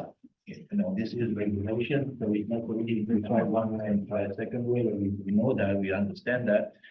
And that's why we have the sympathy from you, because in the end, somebody within the commission is going to have to make a decision as to what before the room. But and thank you all very much for the, and also not saying one, also thank you because he's the new director here in DRCSP, the man with the cameras. So he tried to make this thing happen in a proper way, and the machines don't always work very, very well. we look very much forward. We will look at your paper, Robert, and we're anxiously waiting for your work, Michael. And we hope to continue the discussion of idea, a battle of ideas, because we're all in the same thing, just hoping that we have a better mousetrap. So again, thank you all for speaking here today, and thank you all for participating, and we hope to see you again. Thank you. Thank you. Bye. Thank you. Thank you. Bye. Thanks a lot. Bye.